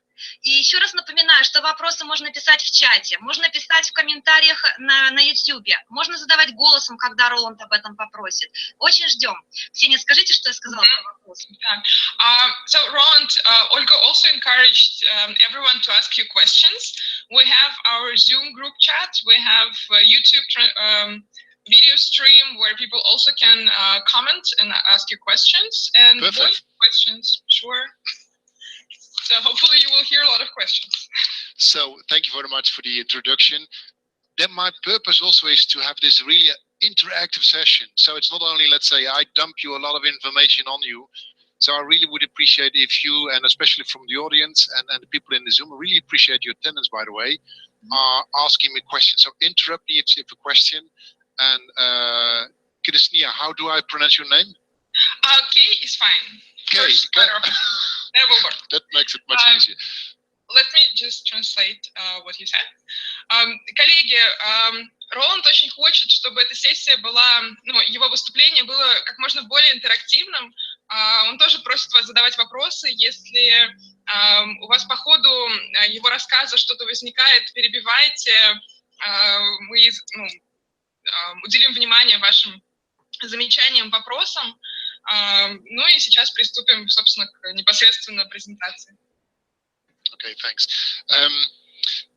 Before we start, Elena, thank you for this opportunity. And I think this is the spirit of ICF, that, it's not only ICF in Germany, it's a global society. And, when we can help, we do it. So I really appreciate it, and it gives me the opportunity to support you.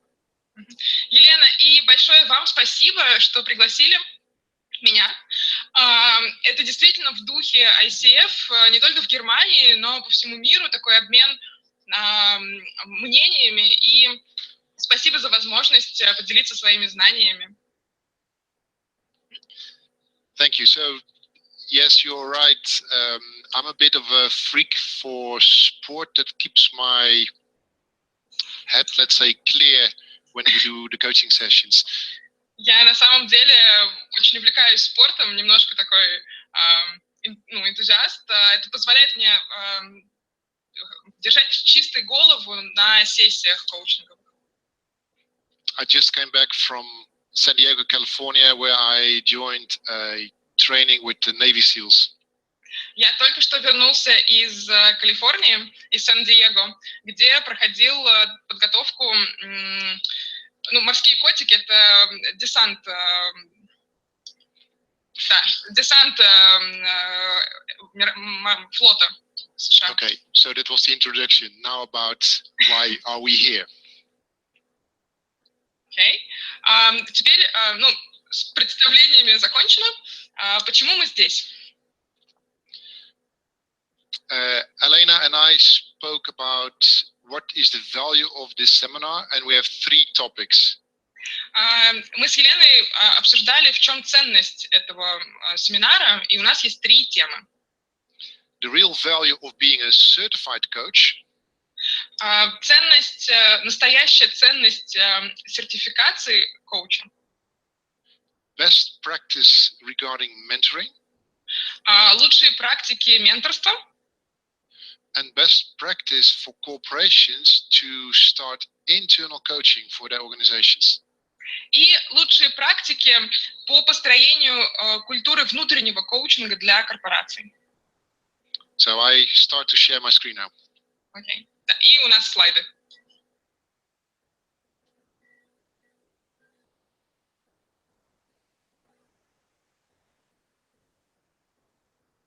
Yep. Let's start. Here we go. Thanks, by the way, for the translation. No problem. Okay, so I created some slides and I will send them over to you after this session. Я сделал несколько слайдов, и я поделюсь с ними, ими с вами после презентации.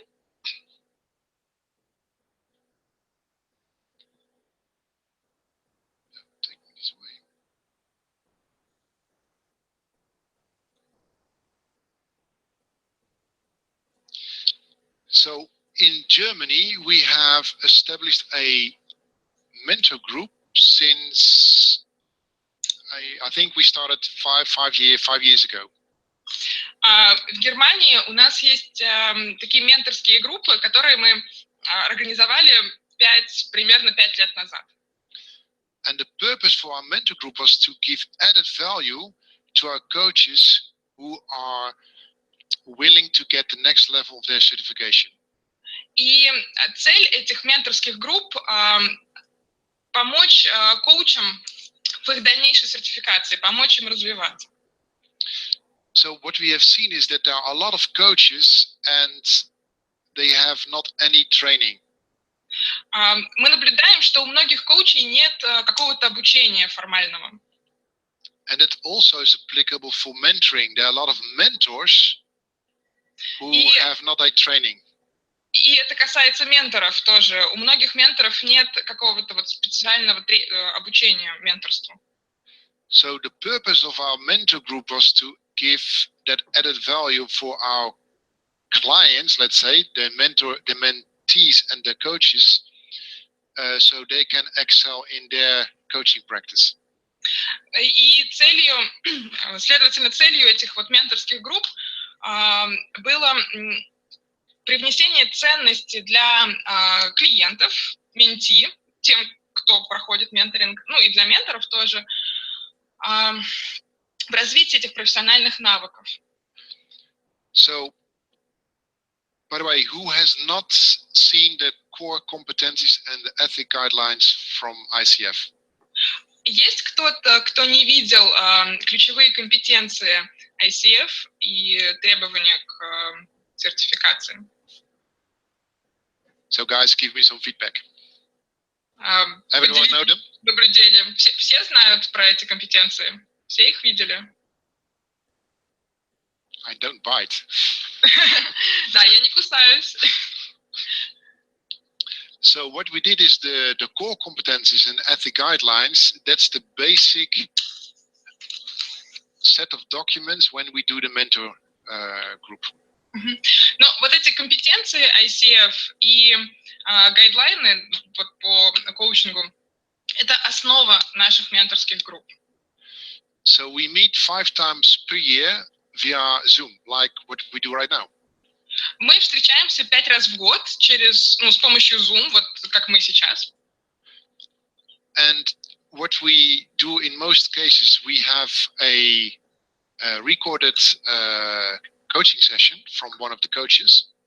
И чаще всего у нас есть записанная коучинг-сессия от одного из коучей. And we take a couple of core competencies and analyze that recording. И мы берем несколько компетенций, там пару, и анализируем эту сессию по вот этим компетенциям. Another best practice we learned in our group, we most, let's say, 15-16 people. И еще, что мы вот поняли, в чем мы практиковались в нашей группе, у нас там 15 членов примерно. Is stop coaching. Это стоп-коучинг. Who knows what stop coaching is? I don't. But perhaps the group. You know, I want to make this interactive, so please, guys, come with some feedback. Ну, кто не знает, что такое стоп-коучинг? No one? Fair to say it's new. Я не знаю. I don't know. Okay, fair enough. It's a very simple but powerful concept. What it does is... Это очень простой, но очень влиятельная концепция. И суть вот в чем. We have one coachee or one client. У нас есть один клиент. And the rest are coaches, and they sit around in a circle. А все остальные коучи, и они все по кругу как бы сидят. And the coachee has a certain topic that he or she wants to discuss in the group. У клиента есть какая-то тема, которую он хочет обсудить на сессии. And then each of the coaches ask a question based upon the previous question from another coach. И коучи задают вопрос на основании предыдущих вопросов. То есть, как настоящая сессия, просто много коучей. So what we get as a result after 4 years of doing this mentor group. И в результате вот 4-летней практики этой менторской группы that we have mentors with a very high level of mentor knowledge. У нас есть менторы с очень глубокими знаниями менторства. And we expand our collaboration amongst the German-speaking countries. И мы распространили наше влияние среди вот немецкоговорящих стран. And I would be very pleased if we could expand our best sharing with you guys. И я буду очень рад, если мы сможем поделиться и включить вас тоже. It's interesting in the setting when we have head-on as a mentor. Это очень интересно, когда у нас есть вот как глава ментора. That sometimes we have I have, you know, am I a coach, am I a trainer, or am I a mentor? Because they're different. Иногда мы думаем, я вот сейчас коуч, или я вот сейчас тренер, или я сейчас ментор, потому что это все разное. So my question for you in the group, who is a mentor besides being a coach? У меня вопрос к вам, кто ментор, кроме как вот коуч?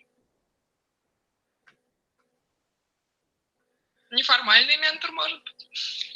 I said maybe informal mentor. So how... We have one. You have one. So would Rostov. Olga is a mentor. Ah, okay. Certified mentor. Certified mentor, excellent. So can I ask you a question? Yes. So how do you see mentoring and the development as a, mentoring in Russia? Как вы видите развитие менторства, ну и менторства в целом в России? Ух, какой вопрос глобальный. Very global question.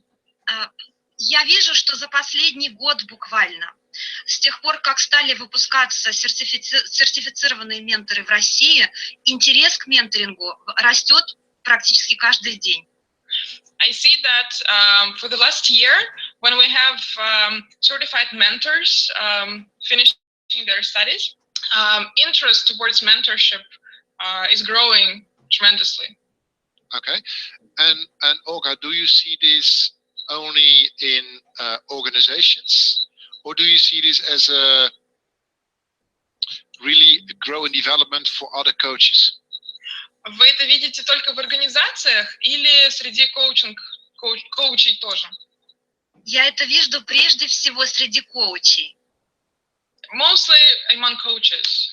Okay, and is that as a purpose to get ready for the next level of being certified or getting them certified?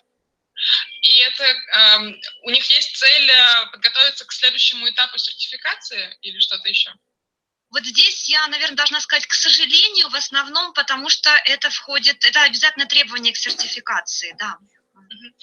Since it's the mandatory for certification, then yes, mostly that's the reason. Okay. So in ICF certified coaches who also do mentoring, how many do you have in total? А сколько у нас примерно менторов среди сертифицированных коучей? Вот здесь я не готова ответить. Not sure. Я не знаю статистику и не буду врать. Okay. Ну, несколько есть, да. Okay, great. Знаю, что немного, сертифицированных немного. We don't have many certified mentors. Few. Okay. Can I ask you another question, Olga? Еще вопрос к вам будет, Ольга, можно? Да. Thank you. So how do you see supervision besides coaching and mentoring? Как вы видите супервизию между коучем и ментором? Взаимоотношения. Ну, что такое менторинг? Ментор работает для того, чтобы помочь повысить квалификацию по 11 компетенциям и этическому кодексу. Это главная задача ментора – профессиональный рост коуча, менти. So, the main purpose of mentor is the professional growth of a coach. Yeah. Coach's development on core competencies. 11 competencies. And help him to achieve the certification level. Okay. And we have an answer from comments. We have about 40 mentors in Russia. Oh, nice. Well, nice job. Excellent. Any questions for mentoring, how we offer mentoring support to our coaches?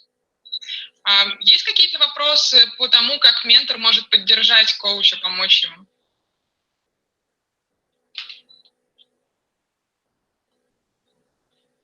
No questions? Not so far. So let's go to the next topic. And by the way, if you like to have support, how we can support you with best practice in more detail, because this hour is, let's say, a rough overview. Ну и если вам важно получить информацию по тому, как ментор может поддержать коуча или как мы можем поддержать ментора, ну, пожалуйста. I'm more than happy to support you. Да, Роланд более чем счастлив нас поддержать в этом тоже. Okay. So the next is internal coaching. Переходим к внутреннему коучингу. Oops, I scrolled too fast. This one. And then we go to the last topic. Why do we want to be certified as a coach? И потом мы перейдем к тому, почему мы хотим быть сертифицированы в коучинге. Can you share from the group who is an internal coach or has a plan to be a coach in the organization he works for. Может кто-то из слушателей поделиться, кто уже сейчас внутренний коуч или кто планирует развиваться вот во внутреннем коучинге? Well, I am. For one. You are? Yeah. Okay, so you're an internal coach? Well, I started just recently. Excellent. And so you're the only one in the organization? In my organization? Yeah. Okay. And how big is your organization? It's 1,500 people. Great. Excellent. Well done. So how did you start it? Because when we started... Sorry, I got caught away. I will translate. Но я сказала, что я внутренний коуч. Недавно начала этим заниматься. Роланд спросил, сколько человек в моей организации. У нас 1500 человек. И как дальше следующий вопрос. All right. Okay. When I started coaching roughly 10 years ago. Роланд начал заниматься коучингом примерно 10 лет назад. And I worked for a software company as an IT manager. И он работал IT-менеджером в компании, которая разрабатывает программное обеспечение. And with 4 or 5 other people, we wanted to support our company with coaching. И вместе с 4 его коллегами мы хотели поддержать коучинг в организации, развитие этого процесса. And I'm not sure how your experience is, Kay. We had to fight many fights. И Роланд говорит, я не знаю, как вот у вас, у меня опыт, но нам нужно было много войн, много побед одержать, много войн побороть. That's similar for me as well. Да, ну, у меня то же самое. So why is that? Because the human resource department saw us as a competition. Почему это происходило у Роланда? HR, отдел по работе с персоналом, видел конкуренцию в ребятах. And we were successful because we had a sponsor from the management board. И мы были успешны, потому что у нас был спонсор, кто нас поддерживал в управлении. So internal coaching, and there are great examples like SAP, SAP, HP, IBM. Ну вот Роланд назвал SAP, HP, IBM, прекрасные примеры развития внутреннего коучинга. And we designed a set of guidelines and procedures for internal coaching. И мы разработали набор принципов и подходов по внутреннему коучингу. So the elements I put on the slide, I like to go through them one by one. На слайде сейчас элементы этого процесса, и мы пройдем по каждому из них. So if you have a goal to start internal coaching, it's important that you have a clear set of principles. What is coaching? What is therapy? So you have a boundary. Если вы хотите внедрить внутренний коучинг в организации, вам нужно, во-первых, разработать набор принципов. Что такое внутренний коучинг? Чем он отличается от терапии? Где границы? И так далее. And I'm not sure how your experience is, Kay. Sometimes we got coaching cases. И иногда у нас были кейсы, случаи, that the manager of the department had a problem with his employee. Когда у руководителя была проблема вот с его командой. And you coach, you make him, well, you fix the problem. И запрос звучал как, ну вот ты коуч, ты почини эту проблему. And by the way, Kay, I see a couple of chats in Russia. You've seen them? Olga asked to actively ask questions and participate in discussion. Yes, that would be great. I'm not biting. Да, но Роланд не кусается, и я поддерживаю Ольгу активностью. So the next part, if you want to do this, that is really voluntary. There can't be a force from the leadership team. Да, но и при внедрении коучинга не может быть давления со стороны управления компании. Это должно быть добровольное начало. And the other thing is that when I was in the role as a coach, и когда я был коучем, that I never ever shared inside detail information to my stakeholder. Я никогда не делился информацией вот сессии, внутренней информацией с заказчиком, ну, с руководителем, да, который заказывает. Yeah. Oh, there is a question from the audience. What was the extent of management understanding of coaching need? Did they feel that it's needed? Did they know what it is? Great question. Thank you for that question. At the beginning, they saw it as a competition, and they had the vision. We do some training, and then it will, the problem will disappear. Ну, отвечая вот на вопрос Елены, да, администратор, наверное, а насколько руководители осознавали потребность в коучинге? Ну, Роланд говорит, сначала не осознавали, они видели конкуренцию, и было такое мнение, что мы людей обучили, проблема решена.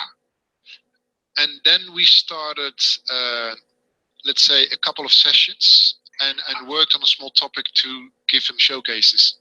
А потом мы начали работать там с небольшими кейсами, показательными, давали им примеры. And we aligned, strategic alliance with bigger companies like SAP, who already implemented coaching as a core.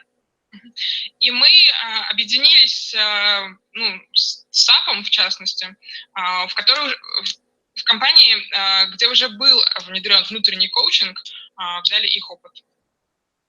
I see there's another question in... No, it's the same. Okay, it's the same. Excellent. The other thing is that we designed a set of ethic guidelines. For example, we do not share content to the stakeholders. Ну вот как раз конфиденциальность, то, о чем мы начали говорить, должна быть конфиденциальность. Мы не можем раскрывать, не должны раскрывать содержание сессий заказчику. We had a clear set of internal values. Our coaching team created values. В нашей коучинг-команде небольшой были конкретный набор ценностей. Very important that we had because I was a manager in one division, we said, okay, we do not coaching in the same division you work for. Ну, например, вот поскольку я был руководителем одного из подразделений, мы решили, что мы не будем коучить людей из нашего подразделения. There is also a question from Olga. Yep.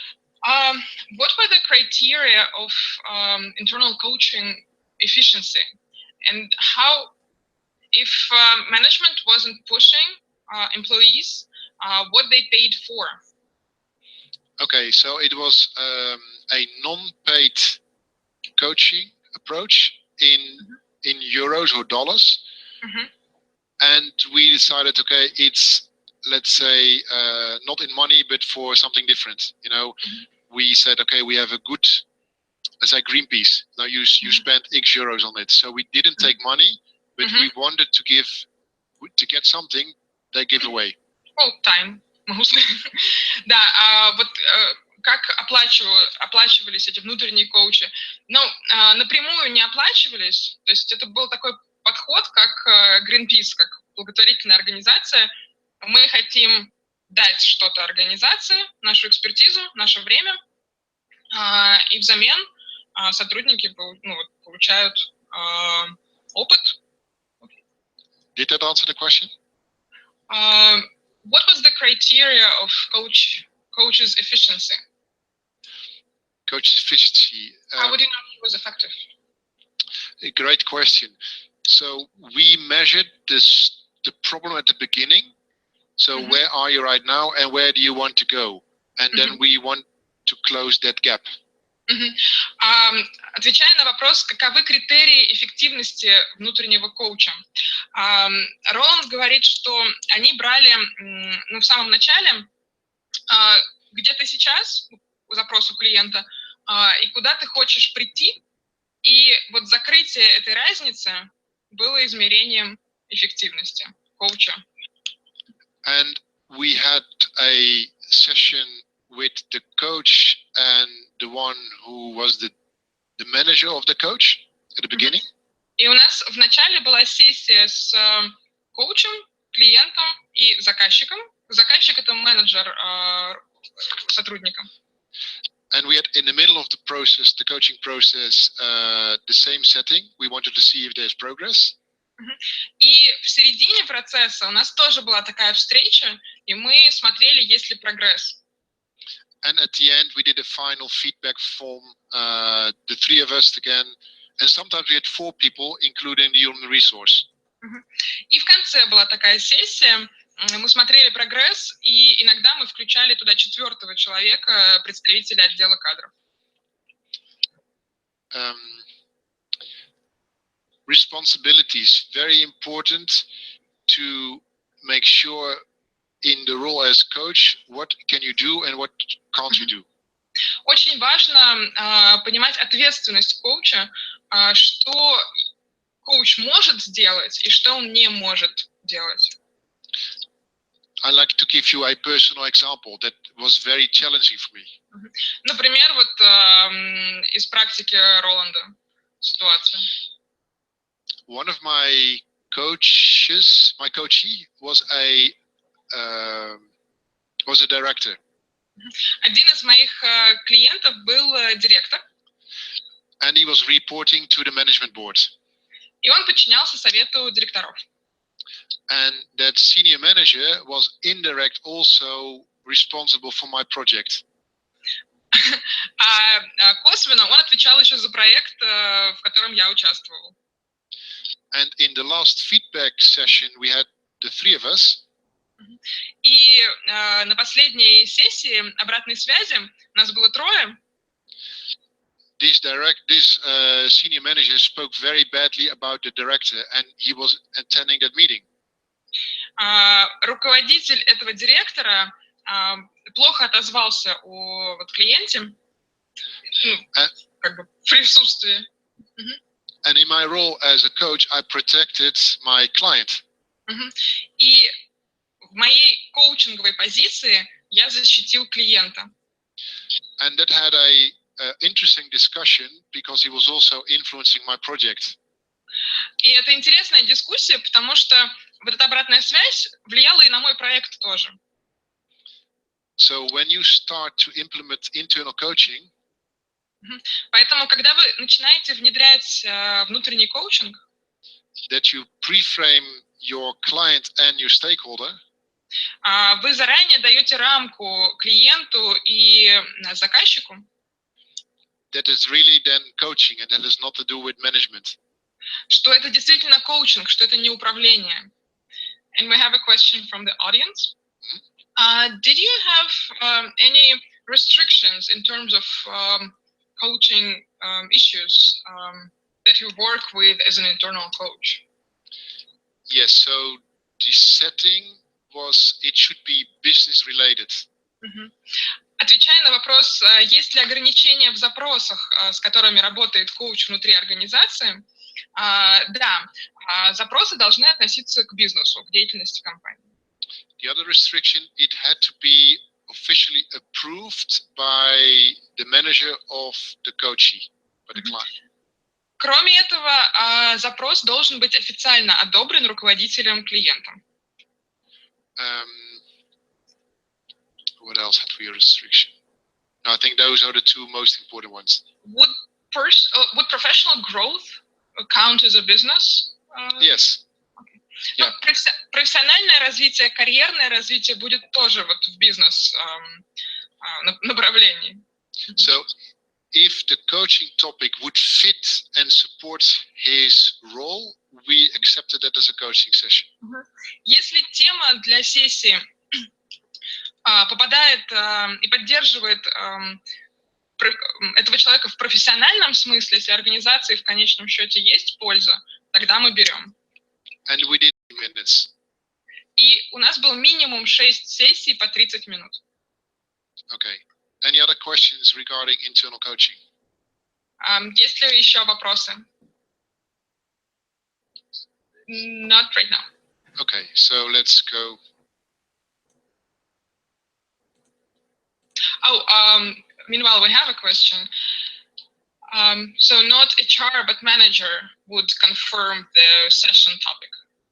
Yeah, we wanted, the coachee, the client, could bring on the topic. Yeah. But we wanted that the manager knew about or approved the session. The manager, we didn't give that let's say, we didn't share the topic with the manager, only that it's, so I wanted that the coach, she and the manager talk. Okay, so all you need is a sign off that coaching will happen for this person. Yes, and the coach, she had to convince his manager, so to speak. Да, but not HR. Didn't have to be HR. No, sometimes. Although we had human resource for the real top executive, but they had most external coaching. Ну, отвечая на вопрос, то есть не HR, а руководитель согласовывал темы для сессий. Но, да, не HR, а руководитель, и он даже не столько тему согласовывал, сколько сам факт. То есть сотрудник должен был с руководителем до контакта с коучем обсудить проблему и прийти к коучу. Okay, I have a question for you, for the audience. So I hope some interaction. Да. Вопрос к аудитории. So why do you see coaching is making also progress, not only in the rest of the world, but also especially in Russia? I see that many coaching institutes and so on. Почему вы думаете, в России коучинг так успешно прививается? Почему коучинг успешен как инструмент? Роланд видит, что много появляется школ и членов много ICF всего.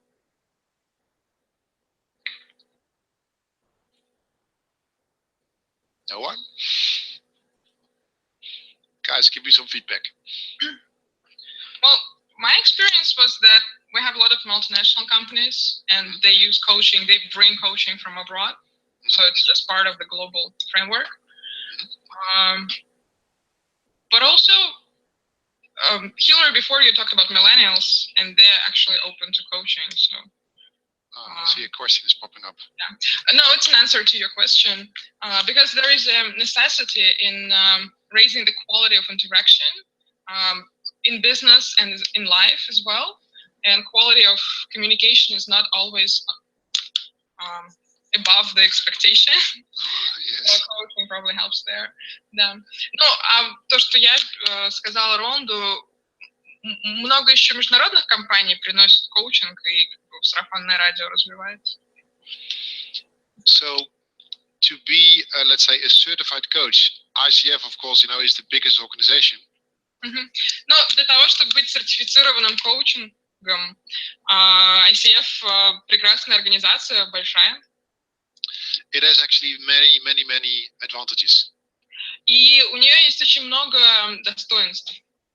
So if I speak about ICF, we follow a proven set of ethic guidelines and competencies, core competencies. И если говорить об ICF, мы следуем установленному набору правил, гайдлайнов, кодексу этики и делового поведения, так сказать. And what does it mean, core competencies? И что это значит, компетенция? That means we have proven track of what is of course, this is one view. Это значит, ну вот компетенция, это значит, что у вас есть доказанный опыт.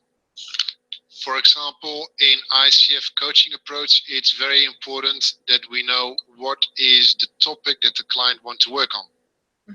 Например, в ICF мы хотим понимать, что коуч знает, о чем хочет говорить клиент. Коуч знает и понимает тему на сессию. So when I, as a mentor, listen to many recordings from coaches, и когда я как ментор слушаю записи от коучей, I hear in many cases people start coaching without knowing what is the real topic. Я часто слышу, что коуч начинает сессию, не понимая, каков настоящий запрос. So these core competencies will give focus for the coach, the senior coach and the junior coach. И вот эта компетенция, она помогает сфокусироваться коучу, начинающему коучу, но и опытному тоже. Yeah, and another great advantage of being a certified coach ICF, we have an ombudsman who can help in case of conflicts. И в чем еще польза сертификации ICF? У нас есть омбудсмен, который выступает модератором, если так можно сказать, при конфликте.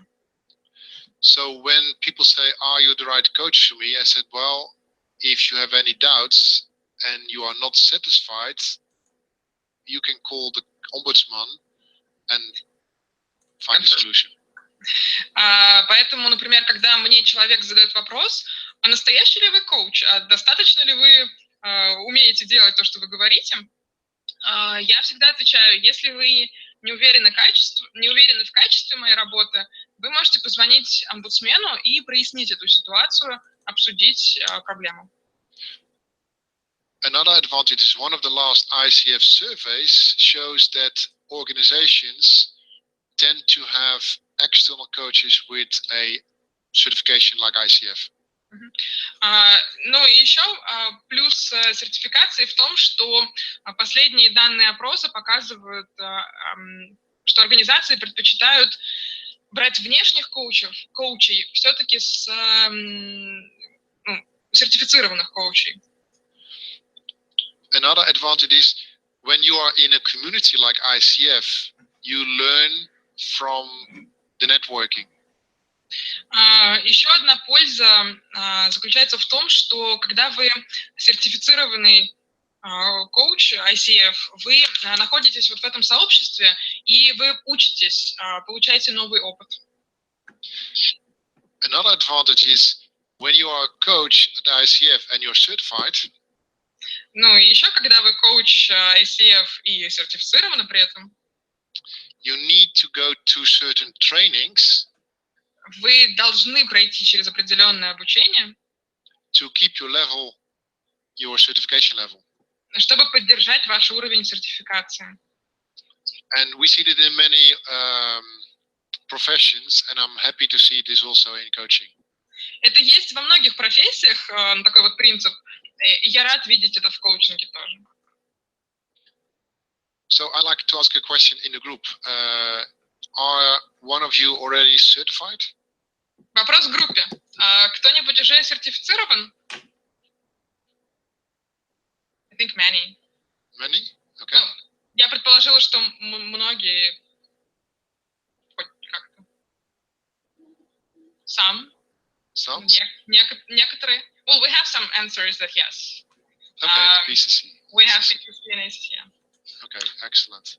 And what is your experience regarding the level of, I see PCC people.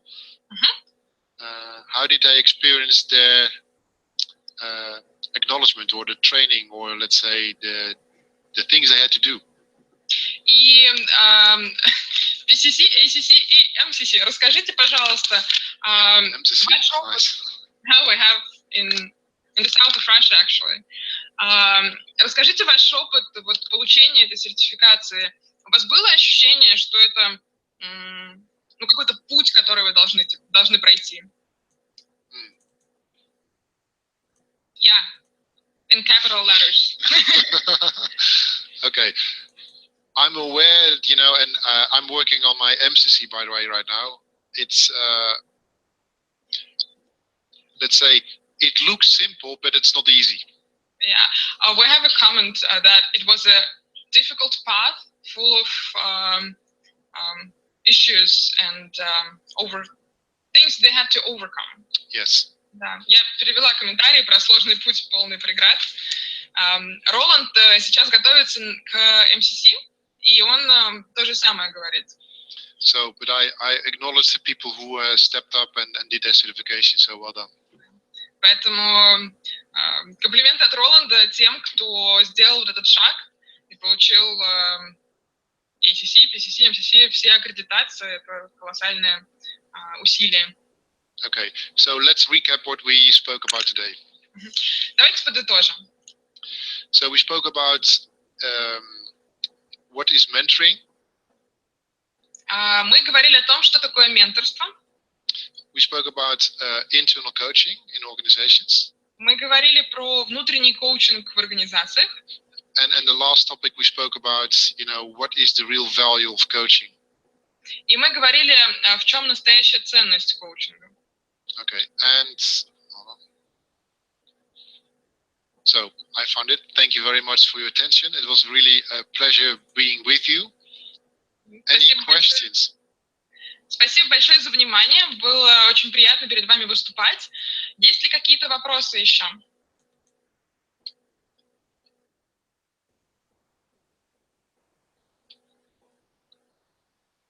Теперь от Розы Титовой, как решился вопрос с конфиденциальностью в его кейсе. There was a question how the confidentiality was resolved in that case that you had, where you had a client who was a director and then his manager was influencing your project. We had an open discussion and really cleared the boundaries again. And I said, you know, this is my role as a coach. And when we close this, I'm the manager outside of this room. Ну, Роланду пришлось прояснить ситуацию и напомнить о том, что вот здесь, в комнате, да, он коуч, и это коучинговый процесс. За рамками комнаты он будет снова менеджером, и они смогут обсуждать проблемы проекта. Yes, and sorry. No, go ahead. And really, I said, you know, what we have discussed with what I discussed with my client, in this case, this director, remains always between him and the director. And if he wants to share, he's willing, he can do it, but I don't. It's confidentiality. И Роланд также проговорил, что то, что происходит в коучинговом процессе, это закрытая информация. И если руководитель хочет этим делиться, ну, пожалуйста. Но Роланд как коуч этим делиться не хочет и не будет. There is another question. How many entities in Germany that train coaches? You know. You mean institutes? Yeah. Or organizations that train coaches. Quite a few, and also there it's, I think, well, I think 50 or even more. Ну, примерно 50, может быть, больше. Sorry? I think there are many, and for us as ICF, it's very important that these training institutes follow also the credential from ICF, because in Germany there are so many small training institutes, and people do not really know. Ну, в Германии очень много есть разных организаций, которые обучают коучингу, и очень важно выбирать те, которые аккредитованы ICF. Ну вот аккредитованных примерно 50, по мнению Роланда. Okay. Any other questions? Есть еще вопросы?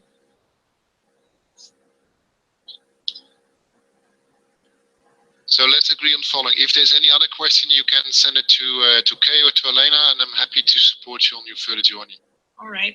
There was a comment that your case was actually very good, and you make some people in St. Petersburg happy.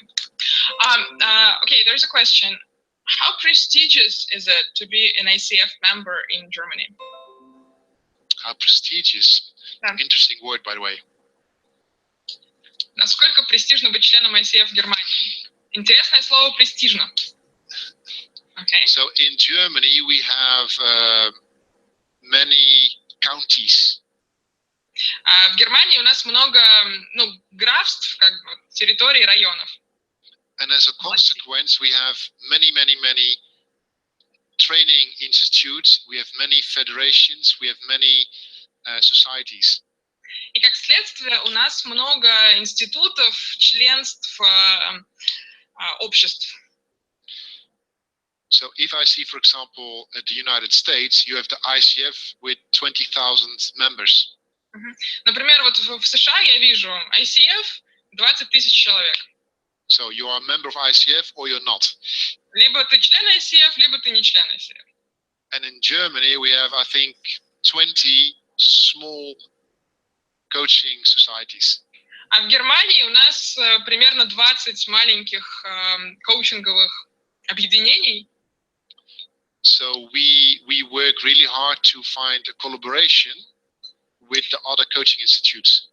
И мы очень много работаем над тем, чтобы сотрудничать с другими коучинговыми институтами. So we are not there yet that people feel really, let's say, on the prestige level joining ICF Germany. Поэтому, отвечая вот на вопрос, насколько престижно быть членом ICF, пока как бы не очень, потому что есть много еще вариантов. Но мы работаем над этим. Thanks for the question. Да, и комментарий про ценный кейс в Петербурге я тоже перевела. Okay. Then I wish you an amazing remaining of the day, and really appreciate what you do. Я желаю вам прекрасного остатка дня. Я с большим уважением отношусь к тому, что вы делаете. And if there's anything I can do for you in the future, then let me know. И если я могу что-то для вас сделать в будущем, дайте мне знать. Okay, excellent. We will. Спасибо, Ксения, скажи спасибо большое, что в наше время с нами. Well, Да, своим опытом. Thank you, Roland, so much for you finding time to share your experience and your thoughts about coaching and mentorship. I think it will benefit all of us, especially knowing the real cases and the real struggle of implementing the coaching. Yeah, let's do something together. ICF is a small world. Мир маленький, давайте что-то вместе делать. Okay, excellent. You take care. Bye-bye all. Yep. Bye. Thank you. Bye-bye. Спасибо. Thank you so much. Bye-bye. Коллеги, я думаю, что следующий спикер уже готов. По крайней мере, еще есть время, чтобы его объявить. Да, потому что по расписанию он с 14 до 15, и у меня есть время не спеша рассказать о следующем спикере. А следующий спикер, мы виртуально покидаем Германию, и я не знаю, где сейчас у нас следующий спикер, но он из Польши. И посмотрим сейчас на опыт Польши, и кто нам представит этот опыт. Спикер уровня MCC ICF, Михаль Блох. Михаль коуч командный, коуч индивидуальный. У него более 4000 часов практики командного и индивидуального коучинга. Также Михаль является коучем-ментором, супервизором и автором программ, аккредитованных ICF, программ ACTP. Мы знаем, что это программы высшего уровня обучения. Также есть и CC, ACTP все же, наверное, сказать в первую очередь стоит. И Михаль поделится с нами, выступление будет до 15 часов, поделится с нами лучшими из его опыта, лучшими работающими практиками и инструментами командного коучинга. Мы еще с вами вроде как сегодня не слушали про командный коучинг, Поэтому с удовольствием представляю и формулирую тему, как она звучит от спикера. Итак, Михаль Блох, МСС ICF Польша. Как обеспечить процесс эффективного командного коучинга? Лучшие работающие практики и инструменты. Alright. Michal, are you with us?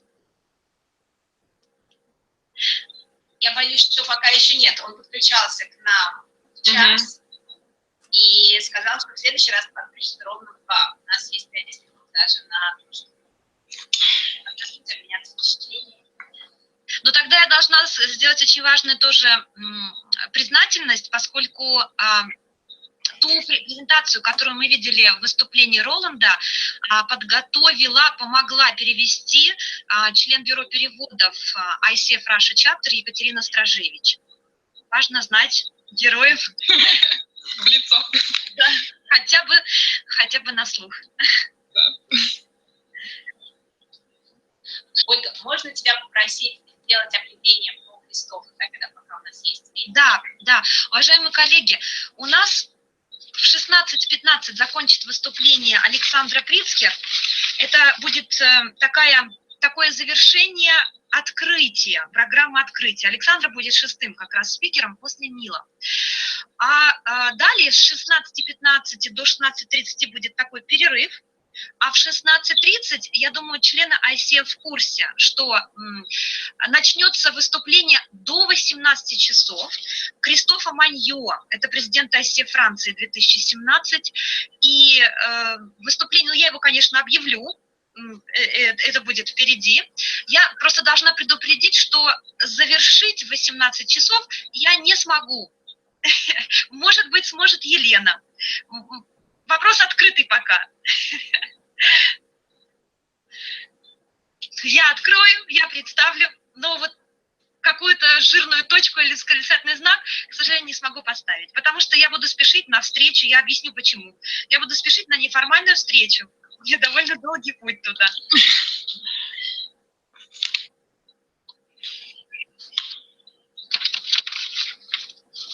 И мы ждем Михала, если по-польски, то Михала. Он Михаль. А если по-польски, то мы склоняем Михала. Да. Я вижу, у нас расширяется круг полиглотов. Там в польском языке фиксировано ударение. На второй слог с конца всегда падает ударение. Даже если, то есть вот, даже в фамилиях оно меняется на второй слог с конца. Адам Мицкевич, их поэт Адама Мицкевича будет. Нет кого чего. Вот и Михаль. Михал, витamy. Michal? Hello. Hi. Well, welcome back. Olga was kind enough to do an introduction of you, so we know a little bit. She did mention that you are MCC with over 4,000 coaching hours, and that you have a lot of credentials, and you're a mentor and supervisor, and you specialize in team coaching, which is a huge interest to us. And we're all eager to hear what you have to say about it. So. Yes. Well, thank you for this opportunity. Спасибо за возможность to provide this webinar, and I would like to share with you some of my experience and some of my thoughts about team coaching, because what I do here in Poland basically is coaching the teams, providing also trainings for team coaches and group coaches. Let me just find the presentation, and I will recap on what you said. Yeah. Спасибо большое за предоставленную возможность провести вебинар. Я действительно в Польше специализируюсь на командном коучинге, но еще я обучаю коучей, работающих с командами и в широком смысле с командами и с группами. Открываю слайды. Окей? Да. Начинаем. Okay, so let's start. first of all, my name is Michał Bloch. По-вашему, Михаил. And I'm a psychologist. I'm an MCC coach here in Poland. I lead Novo, which is a coaching lab, and we specialize in the team coaching. Я прежде всего психолог, MCC-коуч, и в Польше я управляю компанией, которая называется Novo. Мы специализируемся на коучинге групп и команд. Yes. Я хотел вам сказать, что я учился русского языка в школе. Так я очень понимаю. Но так у меня не было мужества то продолжать этот вебинар по-русски. Извините. I will continue in English from now on. So far you're fine. Ну, пока хорошо звучит. Okay, so our meeting, our webinar is how to proceed an efficient team coaching. And first of all, I'd like to invite you to some kind of diagnosis of your team that you're in right now. Ну, сначала я бы хотел пригласить вас провести диагностику команды, в которой вы вот сейчас. На слайде как раз такой опросник. Yeah, so think of a team that you're in right now, or maybe if you're not a team, just bring to your mind the team you were in the past. Look at those sentences.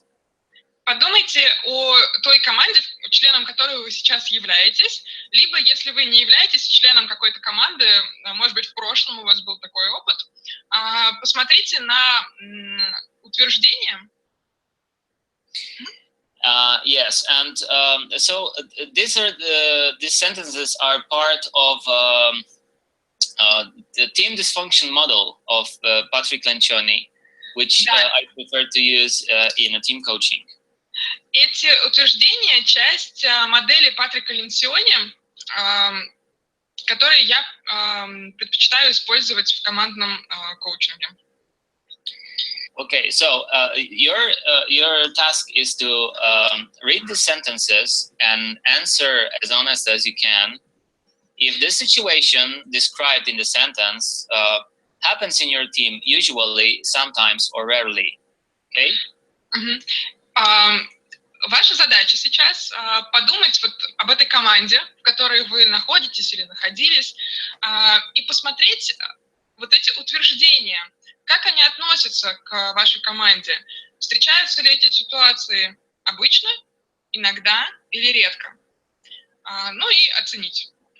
Okay, so the first sentence is team members quickly and sincerely apologize to each other when they say or do something inappropriate or harmful. Первое утверждение. Члены команды быстро и искренне извиняются друг перед другом, если они сказали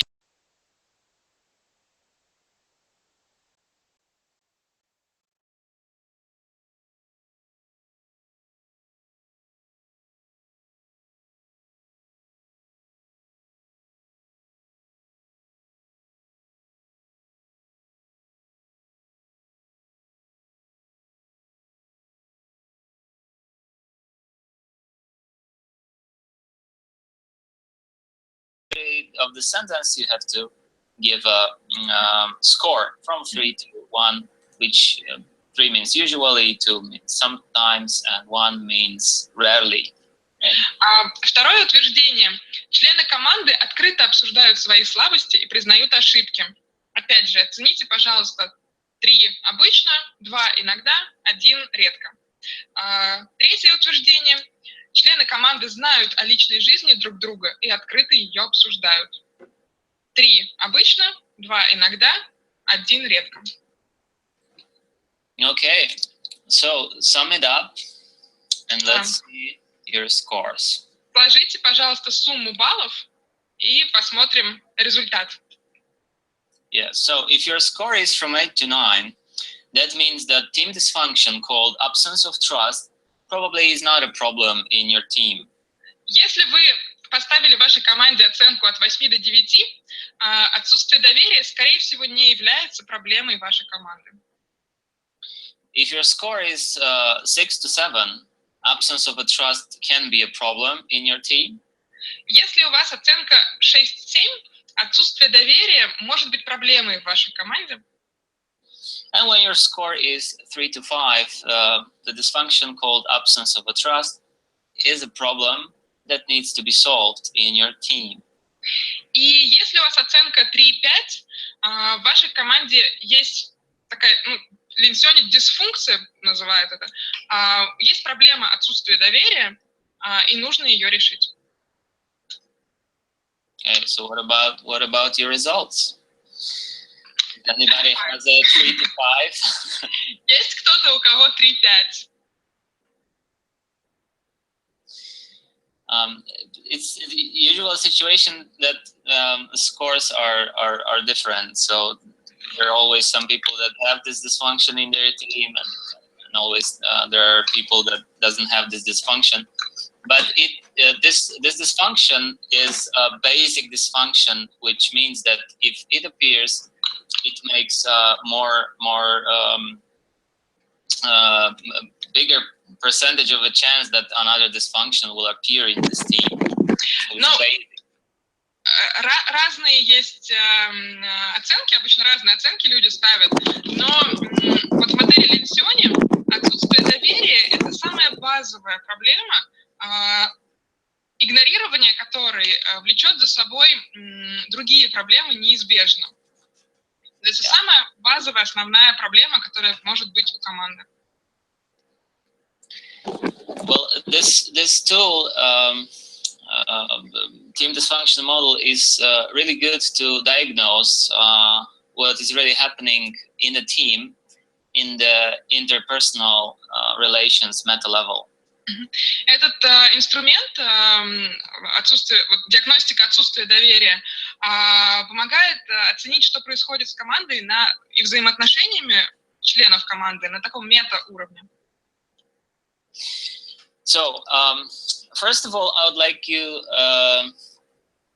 to get closer to the meanings, to the definitions, because I met the theories that are sticking together the group and team coaching, which is obviously, from my perspective, not true. Сначала я хотел бы уделить внимание определению, что такое коучинг команды. Часто встречается мнение, что это то же самое, что групповой коучинг, но вот Михаил считает, что это разные вообще вещи. Yeah. So, what is basically a difference between group and a team coaching? В чем разница между коучингом команды и коучингом группы? When you think of group coaching, you have to think about a bunch of individual coaching clients gathered in the same time, in the same room, and you have to coach them. Когда мы говорим о коучинге группы, у нас есть несколько отдельно взятых индивидуальных клиентов, которые вместе сидят в одной комнате в группе, и вы их коучите. Yeah, and when you think about the team coaching, think about a big, multiple-headed client, which is a team in the business environment. These multiple heads are quarreling sometimes with each other, and sometimes they don't look at the same direction. Когда мы говорим о коучинге команды, лучше представить такое мультиголовое, многоголовое существо, Змей Горыныч, интересы которого пересекаются, но иногда на одни и те же вопросы люди смотрят по-разному, а иногда одинаково, но цель у всех одинаковая. То есть тело этого клиента, оно одно, просто голов много. Yes, so when we are thinking about the differences between group and team coaching processes, когда мы говорим о разнице между коучингом команды и коучингом группы, we have to think about three separate meta levels. Нам нужно иметь в виду 3 мета-уровня. The first meta level is about the tasks and goal achieving. Первый уровень касается выполнения задач и достижения целей. The second meta level is about interpersonal relations, so about the relations in the group or in a team. Второй уровень касается отношений, взаимоотношений в группе, в команде. And the last one is the intrapsychic level, where the insights are happening. И третий уровень – это, как уровень инсайтов, уровень ясности, уровень идей и уровень открытий. And obviously, there are a huge difference between group and team coaching, looking at these three meta levels. И если посмотреть на эти три уровня, очевидно, огромная разница между коучингом команды и коучингом группы.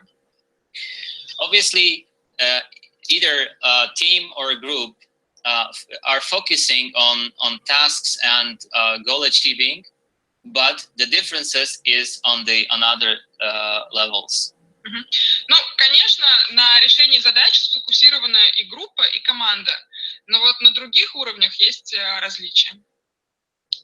So when you're coaching a group, you're focusing on the last one, the intrapsychic level, when the insight is most important for a client, individual client in the group, to build his awareness and to achieve his goals. Когда мы коучим команду, мы работаем с третьим уровнем, уровнем идей и, с коллективным сознанием, что ли. Потому что именно этот уровень важен руководителю, это то, где вот происходит все.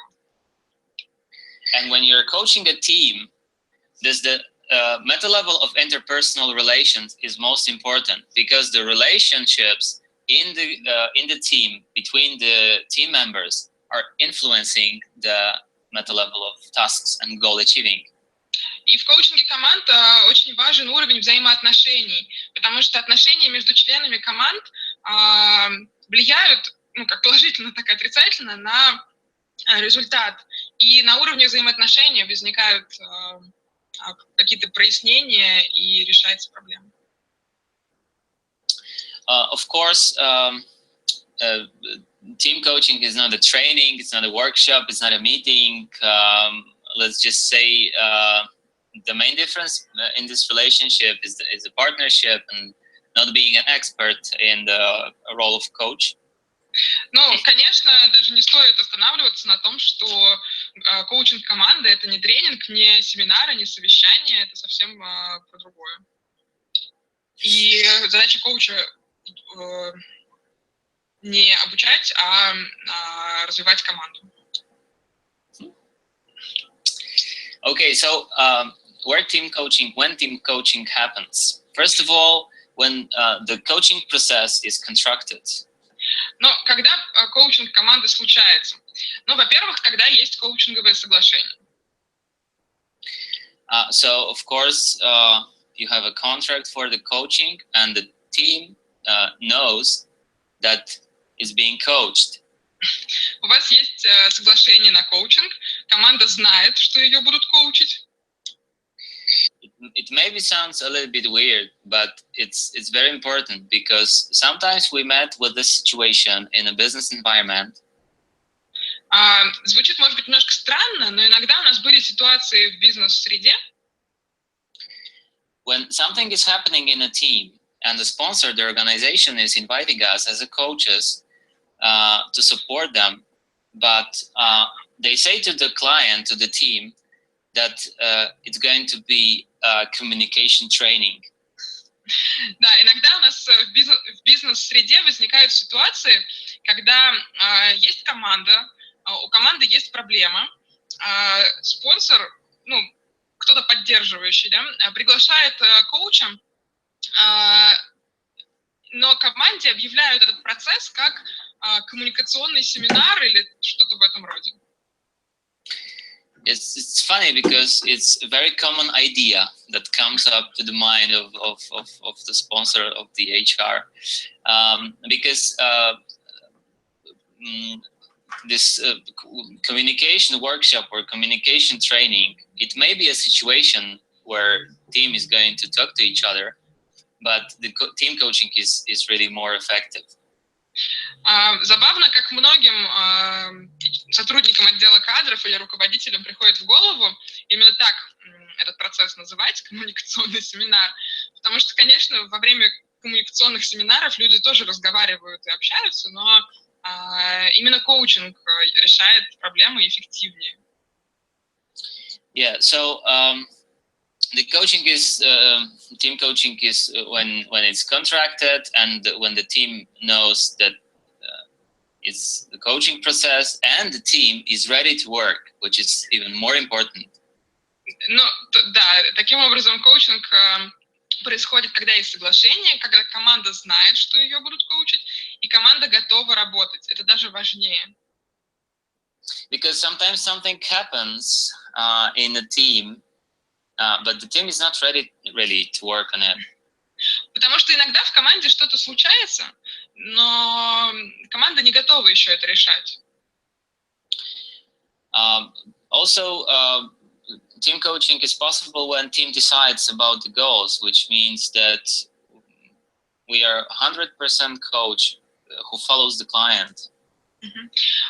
Также коучинг происходит тогда, когда команда определяет свои цели, и это помогает нам быть коучем, который на 100% следует за клиентом. Also, when we say about the process, it means that it's spread in time, and later we'll talk about what is the common time to provide the team coaching process. Дальше важное условие. Коучинг команды — это процесс, он растянут во времени, и мы поговорим еще о временных рамках и об этом процессе. And of course, the fifth thing is the coaching is symmetric relationship. So the coach is equal to the team, and obviously is not an expert, but follows the client. And of course, we can propose some structures and some tools, but the client decides. Ну и последнее, отношения коуча с командой симметричны. Коуч не эксперт, он не знает, как лучше, он следует за клиентом. Конечно же, коуч предлагает определенную структуру процесса, но команда определяет, куда идти. Yeah. So, when we can use this kind of team coaching process, there are three most common situations that we can use a team coaching. Есть три наиболее распространенные ситуации, где мы можем применить командный коучинг. From my personal point of view, as an external coach, the first one is most common, and it's called intervention. Мне как коучу кажется, что самое распространенное — это вот вмешательство, интервенция. So when in a team is kind of in crisis, or we can diagnose dysfunctions, and it is being seen outside the team, so the organization knows about it and decides to do something with it. Вот это вмешательство, интервенция — это когда в команде есть какой-то кризис, проблема, это уже все разрослось, и видно за пределами команды, и кто-то сторонний, не знаю, HR, приглашает коучей поработать с этой проблемой. Okay, and the second situation is is building a team integration, which means that we have a new team or some fusion from two teams, building one big team, or maybe some part of the team are new members. Второй момент, где это применимо, построение единой команды. Будь то это новая принципиально команда или слияние двух команд, любое вот такое взаимодействие уместно в любом таком взаимодействии коучинг вместе. So the main task for team coaches in this second situation is to catalyze the building of a team, building this integration. And when you think about the team integration, you can look at it from the perspective of the Tuckman's group stages of development. Во втором случае, вот построение единой команды, основная задача коуча – это быть катализатором вот этого объединения. И здесь вот уместно цикл «Как развиваются группы», вот провести как бы команду по нему. So we have a phase of forming, storming, norming, and performing, and it happens in all teams. And what makes a team most effective is the shifting from one stage to another to get to the performing stage. Ну, вот этот принцип, на который ссылается Михаил, там есть стадии, когда команда формируется, команда сливается, формируется, а потом она эффективно перформит, эффективно работает. И задача коуча вот привести команду к этой последней стадии, когда она прошла весь сумбур и перешла на продуктивную часть. And the third case when we can use team coaching is preparing the team leader to work with a team. So it's simultaneously proceeding the process of team coaching and working with a leader to be some kind of a team coach for them. И третья ситуация, в которой коучинг применим, это подготовка лидера к работе с командой, и мы его как бы делаем самого коучем команды, что помогает ему более эффективно работать со своими людьми. Yeah. So let's look at the role model process. Давайте модель процесса посмотрим сейчас. Yeah, and this model we're changing during our experience. Эту модель мы по мере нашего опыта немножко меняем. And now, from my point of view, is most efficient, most effective team coaching model, as I know so far, and which I use till this day. Ну и вот эта модель, она в моем опыте наиболее эффективна, и я вот ее до сих пор использую. Yeah, so we start with a survey, which means that before we meet with a team, we are sending a survey when we ask a team a couple of questions. Мы начинаем с опроса. Мы рассылаем опрос по группе, там пара вопросов. So the survey has two goals. First, of course, to get the answers for the question, what is happening in a team. У этого вопроса две цели. Первое, конечно же, получить ответы, что происходит с командой. And another goal of the survey is to show the client how it will going to happen. So the survey has the information what is team coaching and what we are going to do and what we are inviting this team to. Ну, а вторая цель – это объяснить команде, что с ней будет происходить.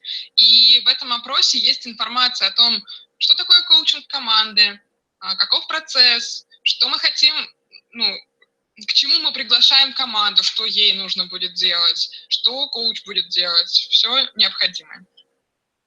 So it's very connected with the previous slide when we were saying that the team coaching is when the client knows that he's being coached.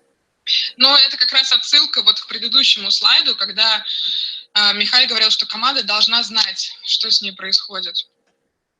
Okay, so in this model you can see three colors of a boxes of a blocks. Ну, на слайде видно там три цвета квадратиков. First, the blue one is coaching sessions with whole team provided by team coaches. Голубой, синие квадраты – это сессии с командой, которые проводит командный коуч. Yeah, the green one is individual coaching sessions with a leader. That of course it's a coaching sessions, but in addition, team coach can support the leader and prepare the leader to work with a team. А зеленые квадраты – это коуч работает с лидером. Тоже две функции. С одной стороны, это коуч-сессия с лидером помогает ему как бы развиваться, а с другой стороны, эти сессии готовят лидера к работе с командой. Yeah, and the red one is about the process that leader works with a team without the coaches. И красные квадраты отражают ту часть процесса, когда лидер работает со своей командой без коучингового сопровождения. So as you can see, it's a three-way process. Таким образом, вы видите, что это процесс трехсторонний. So after we send the survey and we get the answers, we can meet with the team for a diagnostic session, which lasts 2 whole days. После того, как мы проводим опрос, мы встречаемся с командой и проводим первую диагностическую сессию, которая длится 2 дня. I'm going to tell you about the structures and the tools we use in this diagnostic session in the next slide. На следующем слайде я расскажу про структуру и инструменты, которые мы используем. And now I would like to tell you about this gap between the diagnostic session and the session with the team. А сейчас я хотела бы остановиться на разрыве между диагностической сессией и сессией с командой. This gap lasts from 2 to 5 weeks. Обычно 5 недель, от 2 до 5 недель перерыв между диагностикой и командной сессией. So there's a time when the leader can work with a team. Чтобы дать лидеру время поработать со своей командой. Leader has to meet with a team, of course, focusing on interpersonal relation level at least 1 to 2 times during this gap. Во время этого перерыва лидер должен там, как минимум 1-2 раза встретиться с командой и работать с ними на,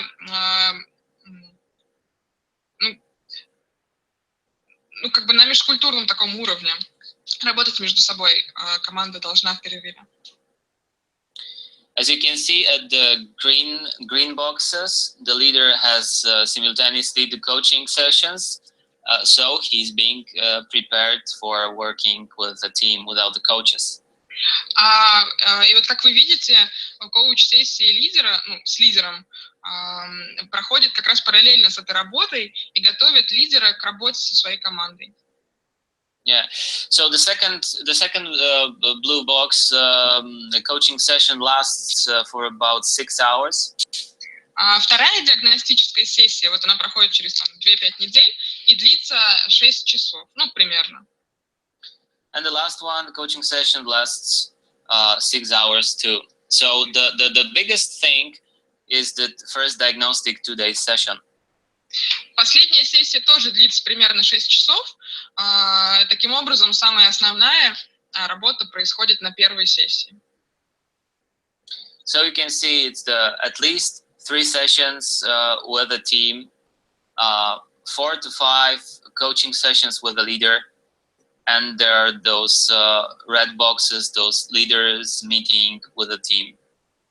Ну и вы можете посмотреть. Обычно там проходят 3 сессии диагностические с командой, 4 коучинговые сессии, коуч-лидер, и примерно столько же работает лидер со своей командой. So it's not only meeting with a team, but also working on 3 ways. Это не только встреча коуча с командой, но и такое трехстороннее сотрудничество, работа со всех сторон. Okay. So here you can see example questions we asked in the survey. we are sending to the team before the coaching process. Здесь вы можете посмотреть примеры вопросов, которые мы направляем команде до сессии. So it's how good or bad do you feel in a team? What are the strengths of a team? What are the weaknesses of the team? What is the most difficult in functioning in this team? And what should we work on during this coaching sessions, coaching workshops? So as you can see, these are questions about the reality of a team. Все эти вопросы, они касаются реальности команды. Насколько хорошо вы плохо чувствуете себя в команде, каковы сильные стороны и слабые стороны команды, что самое сложное в работе с этой командой и над чем мы должны работать во время коуч-сессии. And here the answers for the first questions, how good or bad do you feel in a team? We have 15 answers from a real team. И здесь вот на слайде ответы от настоящей команды на вопрос, как хорошо или плохо вы себя чувствуете в команде.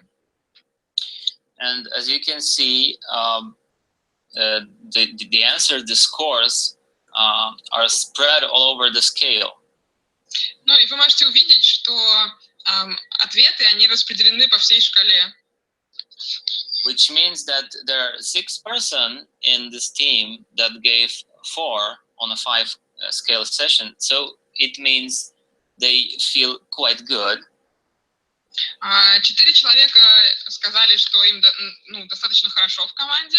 Они дали ответ 5, да, там почти. 4. It's 4 on 5 scale. Yeah. Они дали ответ 4 по 5-бальной шкале. 6 человек ответили 4 по 5-бальной шкале. But as you can see, there's one person that gave 1, so he feels awful in a team. Ну да, один человек чувствует себя крайне плохо. Он оценка 1 поставил. And there are other 3% that gave 2, which means that not so good. И 3 человека поставили оценку 2, то есть им тоже не очень хорошо. So as you can see, almost 30% of this team don't quite feel well in the team. 30% команды таким образом не очень-то хорошо себя ощущают в команде. Yeah, it's really important because when you're meeting with the whole team, это очень важно, потому что когда вы встречаетесь со всей командой, and when you ask them a question, of course, the answer you will get it from the most extroverted, expressive persons. Когда вы встречаетесь с командой, вживую, ответ на этот вопрос вы получите от наиболее экстравертных людей.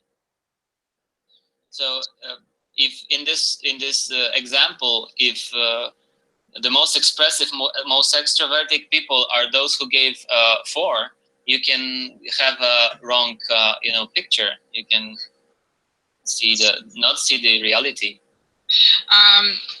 Если, например, наиболее экстравертные люди – это те, которые дали низкие баллы в вопросе, то при общении с ними вы получите не очень реальную картину. Они будут громче всех выступать. So it's one of the tips I can give you in providing team coaching process to make a space for an answer to everybody, every member of a team. И это совет, который я хотела бы вам дать. Не забывайте давать пространство для выражения каждому члену команды. And it's not only in the survey, but in every moment of this coaching process. So you have to think of doing some rounds where everybody has a space for even a couple of words, but space for an individual. И это касается не только опроса, а даже во время сессии с командой держите в голове необходимость дать каждому члену команды пространство для самовыражения, даже если это пара слов всего. Yeah, the next slide, you can see the pictures, what we are doing with the team using some coaching toys. На следующем слайде картинки, ну, фотографии, что мы делаем с командой, используя какие-то игрушки, инструменты, в буквальном смысле. Yeah, we use the coaching cards, of course, like points of view and others, but also we use colorful blocks and even figures like Playmobil. Ну, конечно, мы используем коучинг-карты, такие традиционные инструменты, но в том числе мы используем там Лего, например, или какие-то игрушки. Yeah, so we are inviting the team to see what's going on in the team, really. As you can see, there are some metaphoric forces that inflicts the team, like strength forces or weakness forces. Мы приглашаем команду проанализировать и оценить, что происходит с командой, там, например, оценить сильные и слабые стороны, используя вот эти игрушки, да, какие-то вспомогательные инструменты. You can also see these colorful blocks and figures, so you can imagine that we can look at the team in the systemic way and set some constellation of a team. Ну и вот когда мы используем там Лего или еще какие-то штуки, мы можем, например, построить как модель команды созвездия из вот этих кубиков, например. Yeah, we can also work on some values and scale them. Мы можем также работать с ценностями и оценить эти ценности, приоритизировать. One of the structure we inviting team to is values workshop. Например, вот один из инструментов, который мы используем, это семинар по ценностям или про ценности. And the team has to think of and work out the 5 most important values for this team. И команде нужно разработать, ну, подумать, разработать 5 ценностей для своей команды. And then they have to give a score for every each of value from 1 to 10. If this value is now respected in a team.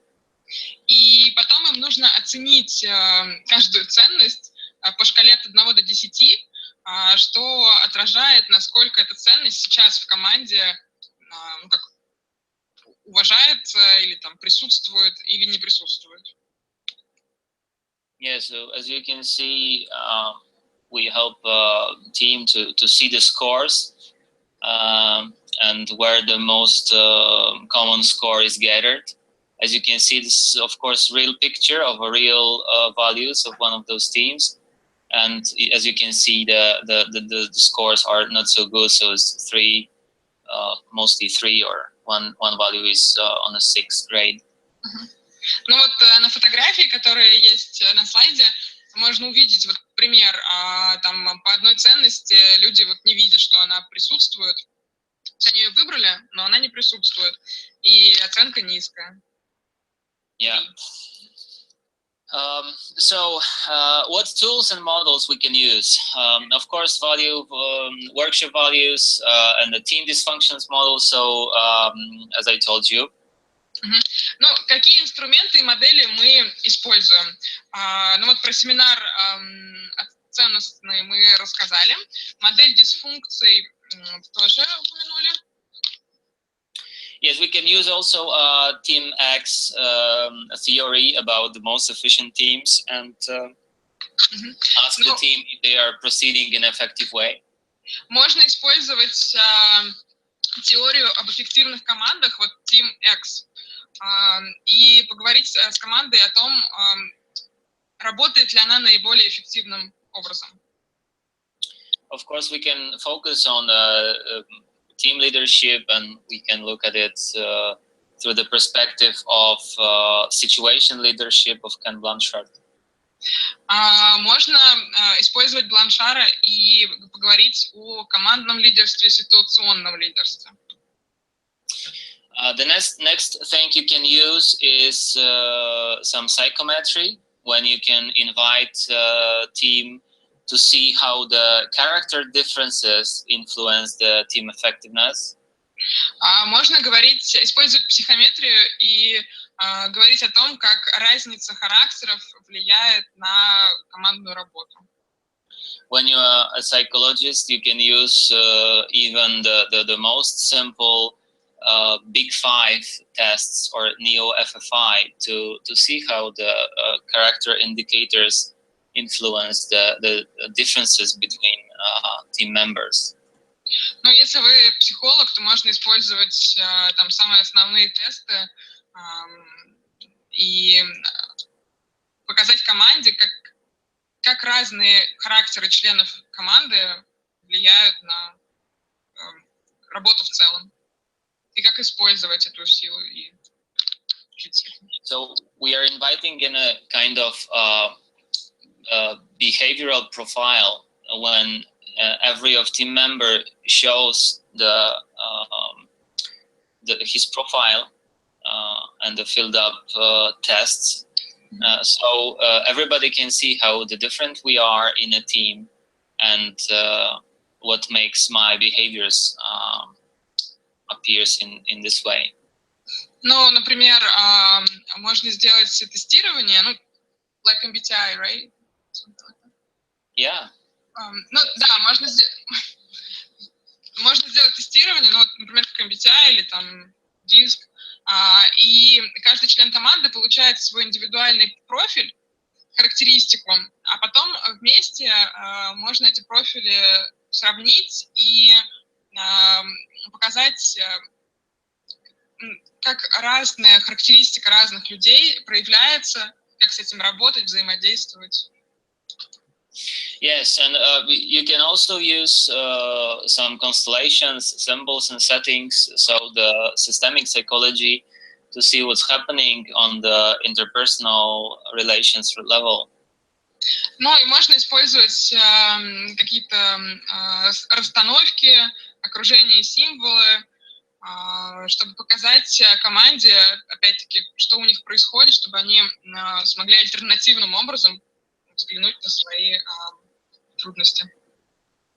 So as you can see, it's wide open, this team coaching process. You can invite many of structures and tools. Of course, the basic is the coaching relation, which is partnership, which is 11 coaching core competencies.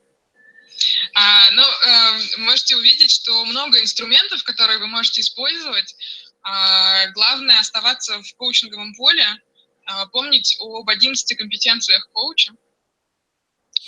But as you can imagine from now on, this team coaching process, it's not only about 11 core competencies of a coach. You need some more. Но, как вы уже поняли, коучинг команды — это не только про вот эти 11 компетенций, нужно еще чуть больше. Because, for example, the group dynamics, the stages of group development, of team development, doesn't appear in individual coaching, of course. Например, теории групповой динамики и развития группы, они не применяются в индивидуальном коучинге, они там не очень нужны. To these core competencies and the coaching relationship, you have to add some competencies from the training. И к 11 компетенциям коуча нужно добавить еще компетенцию тренера. For example, trainer structures for building trust and intimacy, like rounds, like building contract with a team. Например, те инструменты, которые тренеры используют для того, чтобы вызвать доверие у команды, построить структуру взаимодействия с командой, как дать слово каждому, вот, взаимодействие с группой у тренеров присутствует сильно. Yeah, you have to have moderation skills, facilitation skills as well. Нужны навыки фасилитации и модерации. And you have to know about the group dynamics and the stages of group and team development. So the psychology mechanism that happens all in every group, in every team, which obviously doesn't happen with an individual client. Ну и, конечно, нужно знать, быть знакомым с теориями взаимодействия в группе, групповой динамики, дисфункций. Вот эту групповую психологию нужно знать, потому что она не встречается в индивидуальном коучинге. So the good news is when you're a coach and a trainer as well, you can use whole of the spectrum of your competencies, not even from the coaching, but from the trainership also. Ну, хорошая новость в том, что если вы коуч и тренер, то вы можете использовать весь спектр инструментов для работы с группой. Yeah. So let's see at the systemic view on the team coaching. You have this this view from inside the team and the outside the team. Если посмотреть на систематизацию коучинга команды, как строится все это? Есть взаимоотношения внутри команды и вне команды. And also we can see from this perspective of tasks and goal achieving, and the perspective of relations. А можно посмотреть работу команды с позиции взаимоотношения в команде или задачи, которые выполняет команда. Of course, all perspectives can be supported by the coach when you work with a team. Ну, конечно, весь этот процесс поддерживается коучем, когда вы работаете с командой. But what is most interesting for me, and it's most challenging as well, is looking what's happening inside the team on the relations level. Но для меня, как для коуча, самое интересное – это смотреть, что происходит внутри команды на уровне взаимоотношений. When I started providing this team coaching processes, of course, I was stick to the coaching models like Grow model. Ну, конечно, когда я начал работать с группами, я использовал основные коучинговые модели, там Grow, например. So I was inviting teams to visualizing, planning and goal setting, looking at the reality, describing the resources, facing the obstacles, planning and looking at the options, etc. И я призывал команды посмотреть свои задачи, исследовать реальность, использовать визуализацию во время этого процесса, посмотреть, какие возможности у команды есть, в общем, ввел по модели. So I was stick to the coaching model I know from the individual coaching. Ну, и я таким образом как бы был приверженцем модели, которые я знаю из индивидуального коучинга.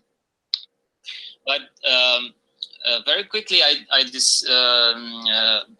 can notice that what was most influencing on the team was the quality of relations in a team. So if the team has good quality relations, so people like each other, know about their private lives, and trust each other, they were doing very big progress in this stick to the model coaching individual model process. Но очень быстро я понял, что по-настоящему на команду влияет то, какие у них взаимоотношения. Если они между собой дружны, если они открыты, если они легко делятся какими-то переживаниями, у них есть доверие, то они по вот этой модели Grow, например, идут быстрее и эффективнее. So I was very confident that the first focus in a team coaching should be about meta level of interpersonal relations. И я абсолютно уверен, что самый первый шаг, первое, на что нужно смотреть при коучинге команды, это вот этот мета-уровень взаимоотношений внутри команды. So what I'm trying to tell you, my hypothesis for this webinar is that what most influences the team effectiveness is the relations in a team, and we as team coaches should invite the teams to look at this meta level. Ну и главная мысль моего вебинара в том, что самое основное, что есть у команды, это взаимоотношения внутри. И наша задача коучей приглашать команду эти отношения оценить и развивать. So let's now look at the most common mistakes you can make. Of course, I made them all. Давайте посмотрим на самые частые ошибки, которые мы можем сделать, работая с командой. Я их все совершал уже. Yeah, because my experience is not only from the successes, but also from making mistakes. Yeah. Ну, потому что опыт, конечно, не от успеха идет, а от ошибок. So the first common mistake you can make is to push the team which is not ready to speak openly about the relations. Самая первая ошибка, которую вы можете допустить, это подталкивать команду к откровенности, когда она к этому не готова. Yeah, so the team has to be ready to speak openly about relations, about conflicting, about what is not working in the team. Команда должна быть готова обсуждать взаимоотношения, говорить о том, что работает, что не работает, в чем конфликт. And the first place when you can notice it is this survey on the beginning. So you can tell if every of the team member achieved the survey, and in the survey they read about what's going to happen. And at the end of the survey, there's a question: would you like to be the part of this team coaching process? And when the answer is yes, it's obviously the team is ready. When it's not, you have to do something else. Но и самый главный термометр вот этого состояния – это опрос до начала коучинга. Когда вы, в вопросе, про который Михаил говорит, там у людей есть в конце возможность сказать, вы хотите участвовать в этом процессе или нет. И если они говорят «да», значит, они готовы. Если они говорят «нет», значит, еще рано. Или, например, можно посмотреть, сколько людей заполнило этот опрос. Если люди не заполняют опрос, значит, они не готовы к этому, в общем. And when the team is not ready to work with the coaches, you can do only one thing. And this thing is building an awareness about what really coaching is and what are the most influencing factors that's happening in the team, so you can build up the knowledge. И если команда не готова работать с коучем, все, что вы можете сделать, это рассказать о том, что такое коучинг, какую пользу он может принести, в чем заключается работа, и все. Yeah, so you can basically invite a team to a training or even to a seminar to show them what situations they are facing and what are the common scenarios in the future that they can face. Ну и, например, вы можете пригласить команду на такой семинар, типа, где вы можете рассказать им о том, что вы видите, то есть, что происходит внутри команды, по вашему наблюдению, и к каким последствиям такое поведение или такие проблемы могут привести. But during this workshop, you don't coach them. You just give the information and answer the questions. Но во время этого семинара вы не коучите их, вы просто даете им информацию и отвечаете на вопросы. It's really important in the business environment to stick to the definitions of what is coaching and what is not coaching. В бизнес-среде очень важно следовать границе, что такое коучинг, что не является коучингом. Okay, and another situation is the lack commitment of a leader or even a hidden leader. Другая ошибка, проблема – это отсутствие вовлеченности лидера или скрытый лидер. For me, team coaching is coaching whole team, which means the people and their leader. Для меня коучинг команды – это коучинг всей группы, и команды, и лидера. So it's the most comfortable situation when you can work with everybody, but not every time it's possible. Ну, и вот основная идея, что работать нужно со всеми, но не всегда это возможно.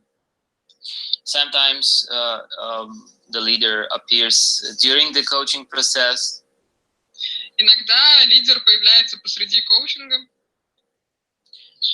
So it's the hard situation when you have to rebuild the partnership and include this leader. И это такая тяжелая ситуация, когда нужно заново выстраивать процесс и включить этого лидера, чтобы он немножко догнал все, что происходит. So my tip for you is to look for a leader and involve him. Так что мой вам совет: выявляйте лидера и включайте его. Is because he is a part of a team, and it's kind of a leadership maturity to hear the feedback from your people in an open communication. Лидер — часть команды, и кроме того, это тоже такая зрелость руководителя, быть готовым услышать, что происходит в твоей команде, и получить обратную связь от них тоже. Yeah, and the third mistake is obviously impatience of a coach. Ну и третья ошибка — это нетерпение коуча. When you're working with a team and you're pushing too much. Когда вы работаете с командой, вы слишком их провоцируете, слишком много от них хотите. My opinion is that you can be more provocative and challenging in the individual coaching process because you're following the one person. По моему опыту, вы можете больше провоцировать на индивидуальных сессиях и больше требовать от своего клиента, потому что вы работаете только с одним человеком. Because sometimes in a team you can face this situation that when you're going back to this multiple-headed metaphor, some of the heads may be really ready and say okay to you, but another may be really not. So you have to be very, very careful and very patient. Потому что если вернуться вот к этой метафоре многоголового клиента, какие-то головы уже могут быть готовы двигаться дальше, но какие-то нет. И вам нужно проявлять терпение и работать вот с теми, кто не готов. One of my favorite authors and the inventor of Gestalt therapy, Fritz Perls, was saying, "Do not force, do not push the river; it flows by itself." Ну, любимый автор Михаля, автор гештальт-терапии, Фритц Перлс, говорит: не толкай реку, она течет в своем течении. And so is in the coaching, in a team coaching process. Ну и то же самое с процессом командного коучинга. Yeah. So I think it's the last slide. So I'd like to thank you for this opportunity. Да, это у нас последний слайд. Я хочу вас благодарить за возможность выступить. I wish you all the best, and I wish you a beautiful coaching week. So it's the start of the coaching week, International Coaching Week. We have a couple of questions if you're willing to answer. Yeah, of course. Okay. Yeah, sure. If we have time, yeah, of course. Do we have time? У нас есть время? Я думаю, что нет. У нас 3 часа. Okay. No, we don't have time, unfortunately, but maybe we can email them to you. Мы можем собрать вопросы. Да, это то, что я как раз. So, if you will be open to us sending you questions, if you could highlight some of them later. Yeah, of course. Or we can even set a meeting, like now in the future, and I will share my answers with you with a pleasure, of course. So I'm open. Okay. Well, thank you so much for spending time with us, and it's really important. Oh, for me, it's something I'm really keen on working for, and so it was a pleasure and a lot of interesting information, definitely. Yeah, thank you for the opportunity, and I wish you all the best. Please email me your questions, and let's meet another time. All right, thank you. Thank you very much. Goodbye. Спасибо, Михаил. Спасибо большое. Коллеги, Большое спасибо. Да, большое спасибо. В итоге вопросы, если у вас остались, потому что на часть из них Михаил потом чуть-чуть поговорил. Да, было так. Да, но... Методики, вот Роза Титова спрашивает, мне кажется, косвенно был ответ отчасти про методики. Про методики было, да, и почему там HR по-другому называет, по-разному, разные причины. Вот. Но Михаил готов встретиться еще и пообщаться, поэтому пишите. Огромное спасибо, Михаил. Ну, а я вижу, что я уже вижу Нила. Добрый день, Нил. Dziękuję bardzo. Thank you very much. Yeah, Goodbye. thank you. Bye-bye. Bye-bye. Thank you. Добрый день, Нил. Hello. Hi, Neil. Hello, Neil. Hi. We are glad to see you again. Я хочу сказать, что мы лично видели, многие из нас, я уверена, даже те, кто смотрит сейчас, многие из нас в декабре встречались с Нилом на конференции. Не прошло и нескольких месяцев, как мы опять с Нилом. Нил, я представлю вас. So, Neil, apparently, well, first of all, I will be your translator. You can call me Kay if you need to address me somehow. And Olga will introduce you shortly, but apparently many of you met personally, so it will be interesting.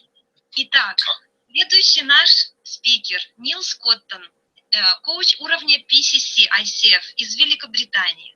Нил был президентом ICF Великобритании в 2008-2009 годах. И знаете, я хочу что сказать. Вот слово «был» мне не нравится, потому что я сейчас скажу такой факт, который перечеркнет прошедшее время. Нил за время своей деятельности сумел в период кризиса сумел достичь таких впечатляющих результатов, за которые был награжден самой высшей наградой в коучинге за, цитирую, эволюционное лидерство и развитие профессии на мировом уровне. Это был беспрецедентный успех и международное вдохновение. Поэтому это главнее информация, чем годы. Что еще? У Нила более 2500 часов коуч-практики, причем не только в Великобритании. Это страны Балтии, Центральная Африка, Сингапур. Конечно, работа с лидерами, работа с директорами, председателями. В общем, колоссальный опыт. Ну и у Нила вообще-то очень интересный жизненный путь. И причина, почему он пришел в коучинг. И мы всегда с удовольствием послушаем Нила. И сегодня Нил к нам обращается с такой темой. Коучинг больше, чем просто работа. Зачем мы здесь? Что мы здесь делаем? Каково наше путешествие? Okay, so Neil,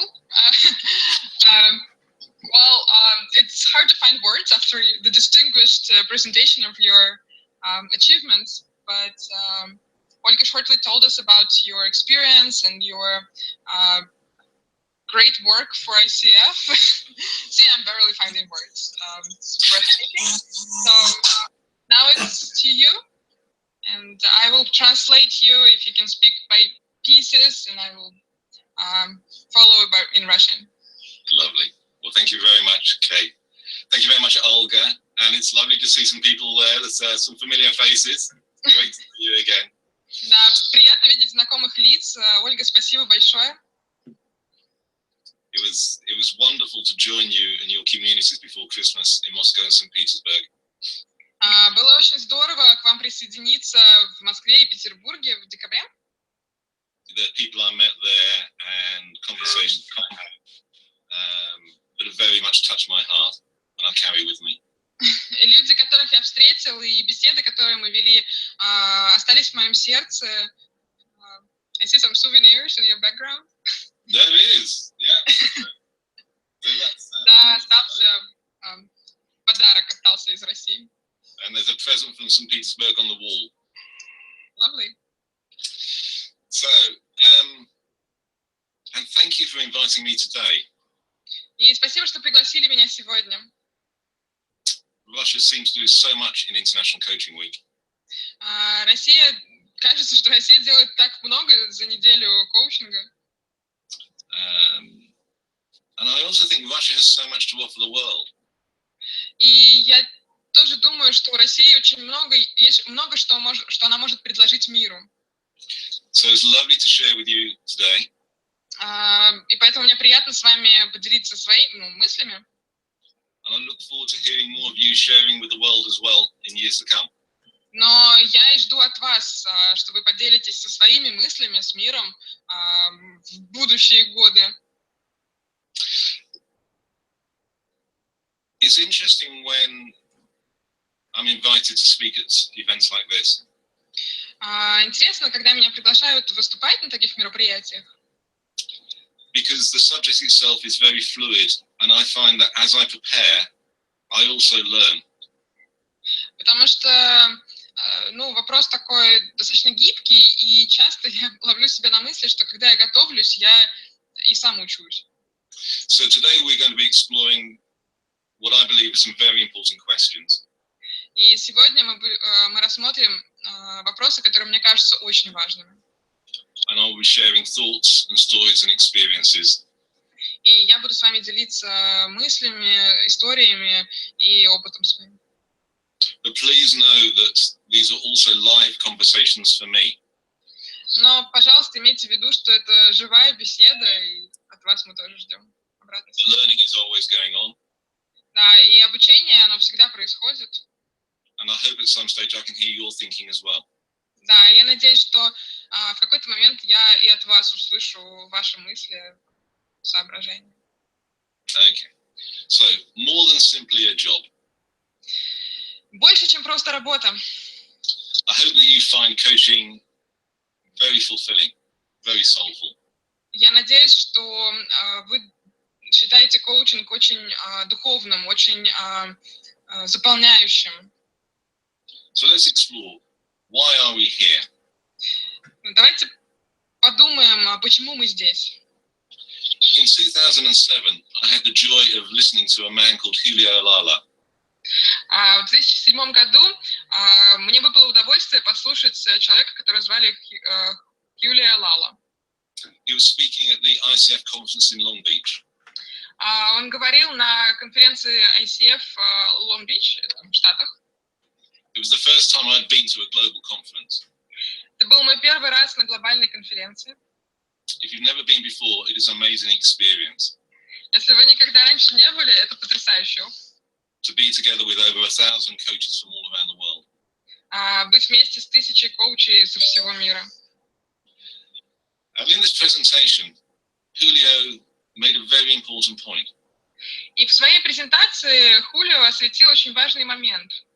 He asked, why is coaching coming into the world? Он спросил, а почему коучинг вообще приходит в мир? It must be arising because it is meeting a need which the existing professions are not meeting. Может быть, это просто органично так происходит?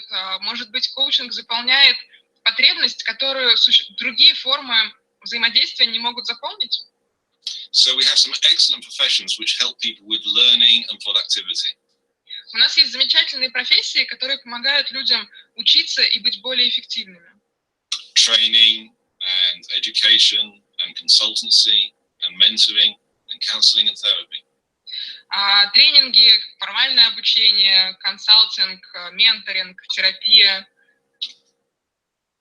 So why on earth has coaching come along as well? Тогда почему же коучинг еще появился в дополнение ко всему? And the point Julio made И мысль, которую Хулио высказал, was a long time ago in the Middle Ages. В средние века, давно-давно, All learning was divine knowledge. все знание было, все изучение, оно было как божественное знание. But it wasn't solving or answering the questions people were asking. Но оно не отвечало на вопросы, которые люди задавали. People like Kepler and Newton and Galileo were looking at the stars. Люди, как Кеплер, Ньютон, Галилей, они смотрели на звезды, and they needed to find new answers. и им нужны были новые ответы. So there was a split. Была разница. The church said, you can go and explore the scientific. Церковь говорила, вы можете идти и изучать науку, and leave it to us to deal with the soul and the internal.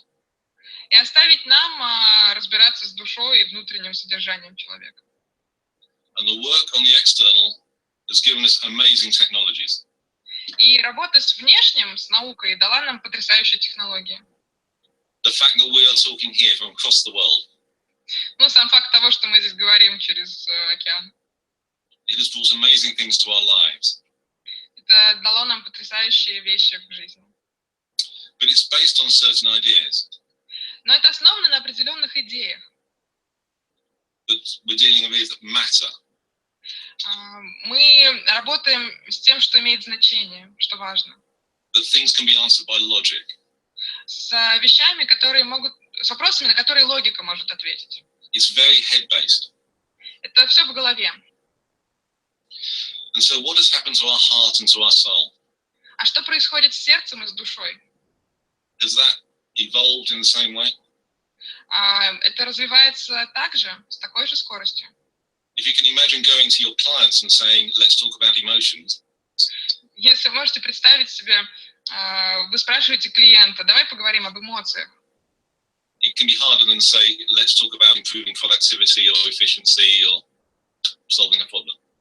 Это будет сложнее, чем сказать, давай поговорим о твоей продуктивности, повысим, не знаю, твою эффективность, решим проблему. As I often think, most organizations have a head office. Я часто думаю, вот в большинстве организаций есть головной офис. But where's the heart and soul? А где сердце и душа? Where's the space in our lives to really embrace all of us as human beings? Где место в жизни, где пространство в жизни, которое помогает нам развивать нас как человечество? So Julio is saying that the reason we've come into the world is to reconnect people. Что Хулио говорил, это то, что мы пришли в этот мир соединить людей. To bring balance. Принести баланс. Between what's going on the outside. Между тем, что происходит снаружи. And what's going on the inside. И тем, что происходит внутри. So you can have a consultant that talks about all sorts of things about the organization and the structures. И у вас может быть консультант, который говорит о важных вещах, об организации, о структурах. But what's going on the inside? Но что происходит внутри?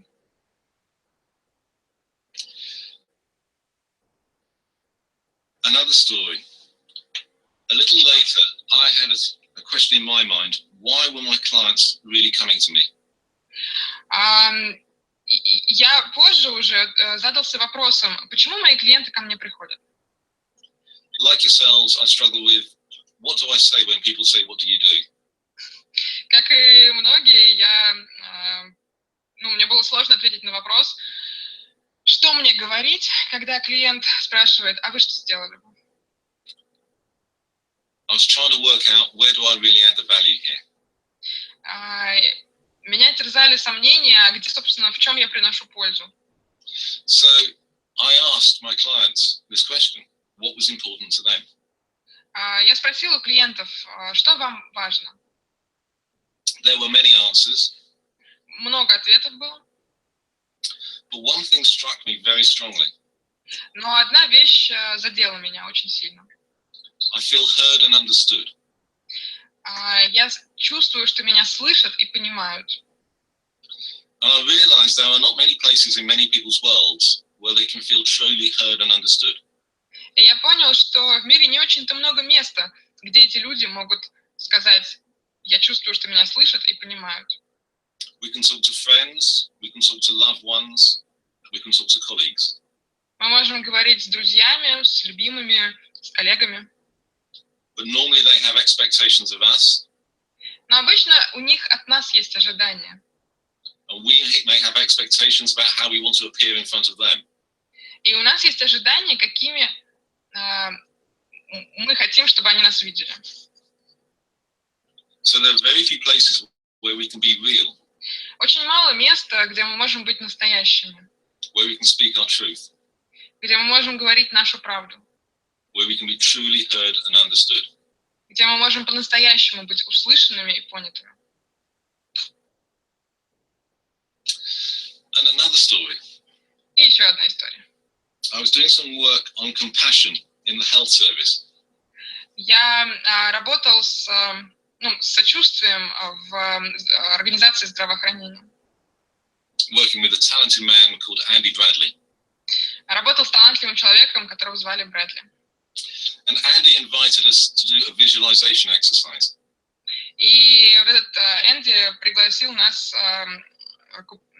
сделать упражнение по визуализации. To imagine ourselves many years in the future.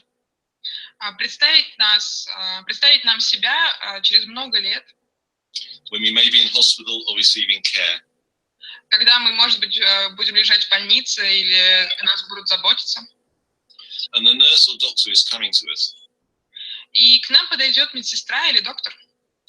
And how do we want that nurse or doctor to be thinking about us? Как мы хотим, чтобы эта медсестра или доктор думали о нас? And these words came to me. И вот что пришло мне в голову. See me as human, treat me as whole. Видите во мне человека и обращайтесь со мной как с единым целым. And I think between these stories, this knits together, for me, why we are here. И вот эти три истории для меня, это, в общем-то, почему мы здесь. If you go to training or education, the assumption is you don't yet know enough. Если вы идете на тренинг или там получаете какое-то образование, идея в том, что вы чего-то не знаете. If you go for consulting or mentoring, the assumption is you need my experience and my advice. Если вы идете к консультанту или к ментору, предположение в том, что вам нужен совет или пример. These are all good professions. Это прекрасные профессии. And actually part of my work is involved in all of these. И часть моей работы быть и тренером, и ментором. And if you go to counseling or therapy, А если вы идете к терапевту, the assumption is that you are going to the expert. In some way they can diagnose and treat you. Предположение в том, что вы идете к эксперту, и вас продиагностируют и вылечат. But in coaching we simply see people as human and treat them as whole. Но в коучинге мы всего лишь видим людей как людей и работаем с ними как с единым целым. The ICF itself has a quote. У ICF тоже есть цитата. That the client is creative, resourceful and whole. Клиент создан полным ресурсов и единым целым. There are other professions that treat people as creative and resourceful. Есть еще профессии, которые обращаются с людьми как с креативными и ресурсными личностями. But we add the word whole. Но мы добавляем единое целое. So it might be that we are the only profession in the world that treats people as whole. Мы, может быть, единая профессия в мире, которая обращается с людьми как с единым целым. As a written part of what we do. Это вот просто ипостась того, что мы делаем. And that strikes me as remarkable. И мне кажется, это потрясающе. And also why it's so important that we are here. И почему еще важно, что мы здесь? Because I don't think many people are feeling very whole. Мне кажется, не очень многие люди чувствуют себя собранным в целое. And I think many organizations struggle to be whole as well. И многие организации не являются собранными в целое. So we really have a unique gift to bring to the world. И у нас есть уникальный дар, который мы можем предложить миру. I looked up the meaning of the word whole in English. Я посмотрел значение слова «целый» на английском. Apparently it's a very old word. Это, по всей видимости, очень старое слово. It means uninjured. Это означает safe, безопасный, неуязвимый, healthy, здравый, genuine. Искренний. This is a remarkable way in which to hold a human being. Это потрясающий способ описать человека. That even if they feel broken and overwhelmed, даже если они чувствуют себя разбитыми или захваченными переживаниями, we treat them as whole. Мы обращаемся с ними как с единым целым. Not broken, не сломанными, not needing fixing. Не требующими починки. We simply meet them where they are. Мы просто видим их такими, какими они являются. I think it's also interesting that the ICF has a tagline of the art, science and practice of coaching. Я думаю, что еще интересно, что ICF называет это искусство, практика и наука коучинга. Because there is a science to what we do. Есть научная основа у того, что мы делаем. And that may be the head stuff. И это может быть вот то, что в голове. But there is also an art. Но есть еще искусство. If you work with an exceptional coach, если вы работаете с удивительным коучем, if you are an exceptional coach, если вы являетесь исключительным коучем, or even if you're just beginning the journey, или если вы только начинаете это путешествие, you will know there are things that happen which cannot be written. Есть, вы знаете, что есть вещи, которые нельзя описать. They're coming from a deeper place. Они идут из более глубокого места. The questions that when they come out of your mouth, they surprise even you. Вопросы, которые вы произносите, могут даже вас удивить. And I think this is about you as a coach being a whole coach. И это вот про то, что вы как коуч целый коуч. So there are two journeys going on here. Тут два как бы путешествия, два пути. There's holding the client in the space of being a whole person.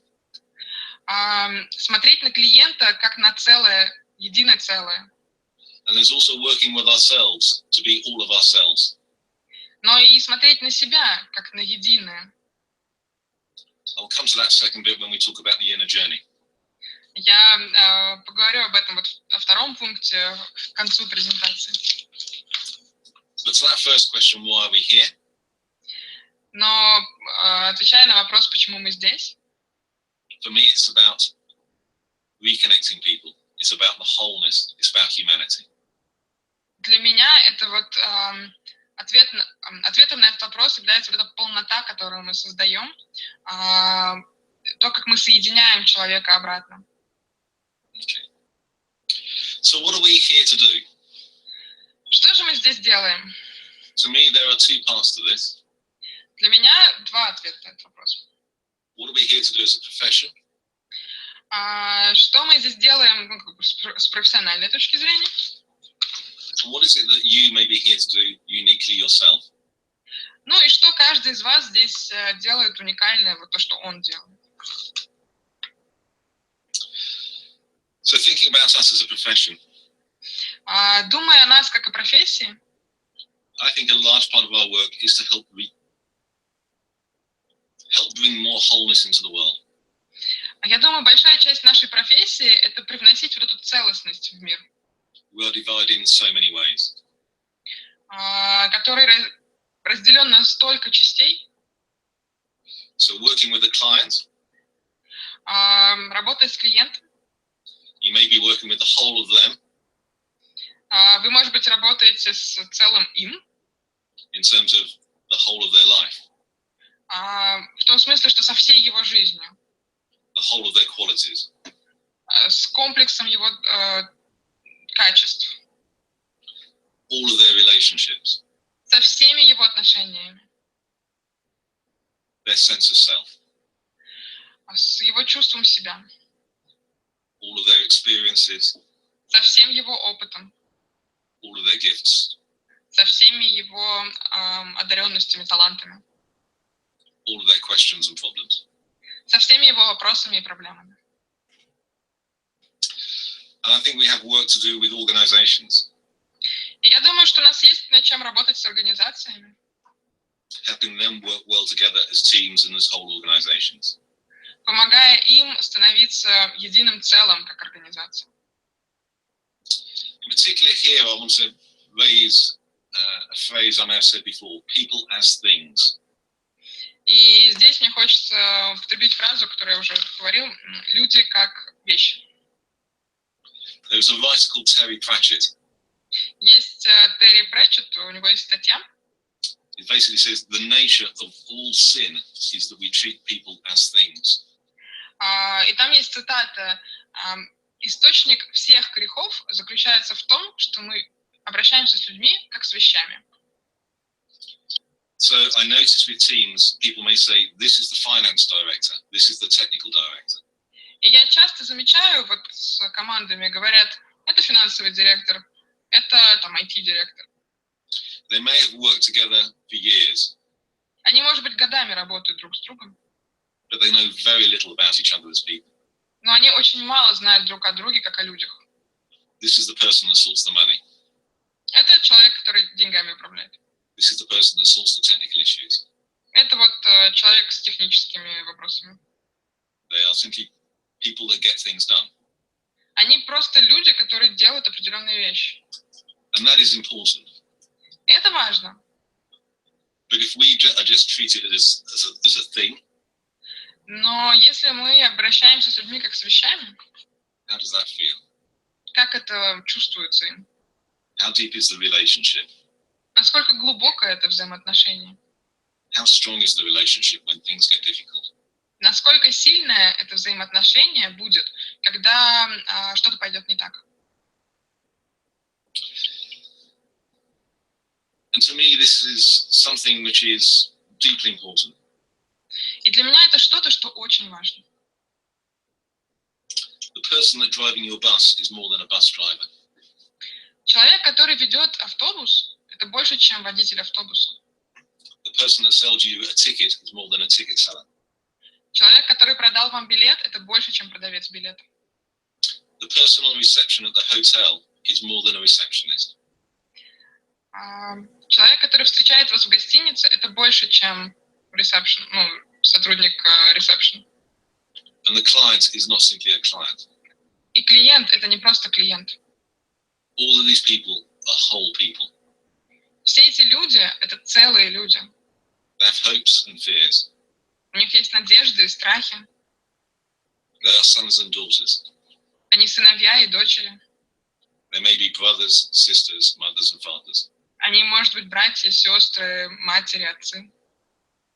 If you've never done it before, если вы никогда еще этого не делали, I invite you when you leave the room today, я предлагаю вам, когда вы покинете помещение, to look at the people around you in that deeper way. Посмотреть на людей вокруг вас в этом глубинном смысле. And notice what happens. И обратить внимание, что произойдет. And imagine what it's like if everyone treated you as a whole human being as well.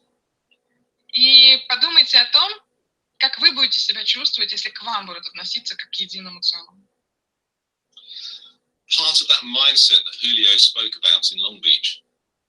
Часть этого мышления, о котором Хулио говорил в Лонг-Бич, was the magic of us inventing machines. Это магия того, что человечество изобрело машины. It's been very successful. Это было очень успешно. But now we see everything as machines. Но сейчас все, что мы видим, это машины. We see the world and nature as a machine. Мы видим мир и природу как машину. We see our organizations as machines. Мы видим организации как машину. And often we see people as machines. И часто мы видим людей как машину. Just to get things done. Просто машину, выполняющую определенные действия. So to me, part of the gift we bring in our coaching conversations. И для меня часть дара, который мы привносим в коучинговые беседы, is to break through this. Это пройти через этот барьер. And see the person as a whole person. И увидеть человека как целого человека. And it's an extraordinary gift. И это потрясающий дар. And the chances are, if you've been through a coach training, Шанс велик, что если вы прошли коучинговое обучение, you may remember what it was like when you had someone on that training program that treated you that way. вы, скорее всего, помните ощущение, которое у вас возникло, когда кто-то на этой программе обучения вот именно так с вами обращался. It can be very special. Это может быть очень особенное ощущение. So I think we're here to help restore wholeness in people, in organizations. Таким образом, я думаю, что мы здесь для того, чтобы вернуть эту целостность миру, людям, организациям. And there's never two people in a coaching conversation. И это всегда больше, чем 2 человека в коучинговой беседе. Because the client goes out into the world different. Потому что клиент — это больше, чем 1 человек. There's a ripple out. Там целое разветвление. And so it can affect their families, their workplaces, everyone they meet. И вы можете повлиять на его семью, на его отношения, на всех, с кем он общается. I think there's also, let's talk about the doing and being. Давайте еще поговорим о делать и быть. A lot of our attention goes into the doing. Очень много внимания мы уделяем делать. But when we talk about are we happy or are we fulfilled, Но когда мы говорим о том, счастливы ли мы, или мы чувствуем себя как полными, that's about the being. это про быть. So in coaching, sometimes we coach around the doing, about how to get stuff done. И в коучинге мы часто работаем вот с делать, как сделать что-то. And some people call that transactional coaching. И некоторые называют это транзакционный коучинг. But when we coach at the deeper level, Но когда мы работаем с более глубоким уровнем, the being, с уровнем быть, the who are you, кто ты, the how are you, как ты, what's your relationship with yourself, какие отношения у тебя с собой, with time, со временем, with money, с деньгами, with life. с жизнью. That sort of coaching is transformational. Этот коучинг меняет. It doesn't just change the what the client has brought to that particular conversation. Это не только меняет то, что клиент привнес в эту беседу. It just changes the client. Это меняет клиента. And so there's something else for us to do here. И есть еще что-то, что мы можем сделать здесь. The poet David White speaks of the questions that will not go away. Дэвид Уайт, поэт, говорит о вопросах, которые не уходят. Perhaps you have questions that will not go away. Возможно, у вас есть вопросы, которые не уходят. It may be, what am I going to do? How am I going to do it? Это могут быть вопросы, что мне делать, как я это буду делать. It may be deeper ones about who am I? Может быть, они более глубокие. Кто я? And it seems to me that the really important questions can be very scary. И мне кажется, что по-настоящему важные вопросы обычно очень страшные. So one of the things I've noticed about working with clients И одна из вещей, которую я заметила, работая с клиентами, is that these are scary questions for people to explore by themselves. это то, что вот как раз опасные вопросы люди сами себе задают. And having someone that is there with them И иметь кого-то, кто будет с ними в этот момент, really hearing and understanding them, кто их выслушает и по-настоящему поймет, and helping them understand themselves, и поймет им понять себя, again, is a unique gift. опять-таки, это уникальный гифт. And I'm wondering, what are you here to do? Ну и мне интересно, что вы хотите делать, что вы здесь собрались делать. So you've been given the gift of coaching. Вам дали талант коучинга, подарок в виде коучинга. No doubt you can do it very well. Без сомнения, вы можете это делать хорошо. You may want to be better, Вы можете быть лучше, but I'm sure you're really good. но я уверен, что вы и сейчас хороши. So what's your gift to bring to the world? В чем ваш дар, что вы несете миру? What is it that life has given you that's special? Что жизнь подарила вам особенного? That you love to share? С чем вы хотите поделиться? And another brief story. И еще одна история. When I started in coaching, there was a lot of conversations around performance. Когда я начал практиковать коучинг, очень много бесед было на тему продуктивности. And I was trained in NLP. И я прошел обучение NLP. And about states. И про стадии. So I used to ask people, so what is it like when you're at your best? И я спрашивал людей, какой вы, когда вы в лучшем своем виде? There were lots of answers. Много ответов было. But one thing was very common. Но один ответ был общий. It feels natural. Это чувствуется очень естественно. I began to realize that most people are at their best when they're doing something, which when they're doing it, it actually feels natural. И я начал думать, что люди наиболее эффективно, если так можно сказать, когда они делают что-то, что им кажется очень естественным. So what feels natural to you? Что вам кажется естественным? I'm wondering if you've had a sense of calling. Мне интересно, было ли у вас ощущение призвания? What I always find interesting is the English of calling sounds as though it's loud. На английском вот это вот призвание, само слово, оно звучит как зов, очень громко. But my experience of working with people around a sense of calling is you have to be very quiet. Но мой опыт заключается в том, что вот это призвание, оно обычно очень тихое. It's the little voice that won't go away. Это маленький тихий голос, который никак не уйдет.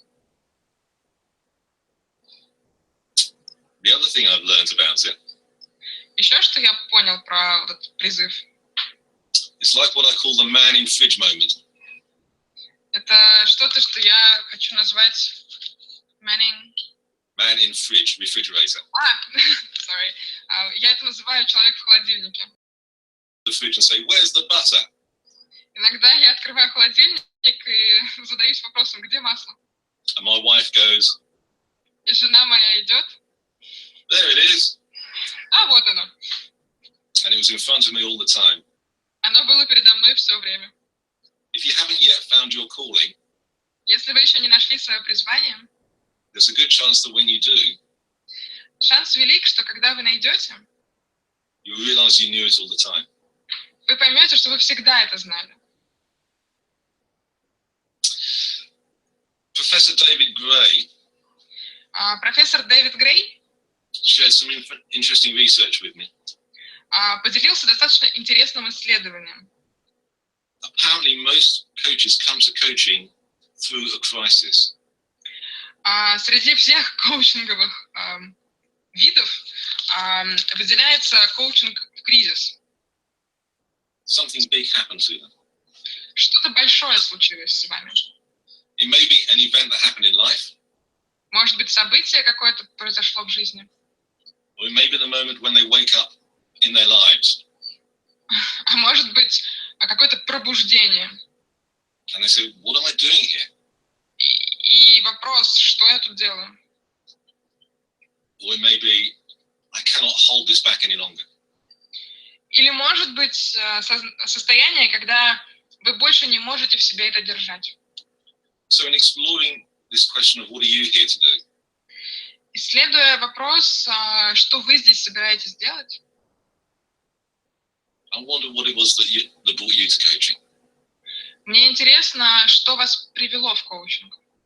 And if you weren't afraid, и если вы не боитесь, what would you do to serve that? Что бы вы сделали, чтобы служить этому? I also noticed that people's sense of what they want their coaching to do can work at different levels. Я иногда думаю, что люди, которые чувствуют, что им нужно делать, они на разных уровнях это чувствуют. Some people want to work just with an individual. Некоторые хотят работать только с индивидуальными клиентами. Some people want to make a difference in a team. Некоторые хотят изменить команды. Some people want to affect an organization. Некоторые хотят повлиять на организацию.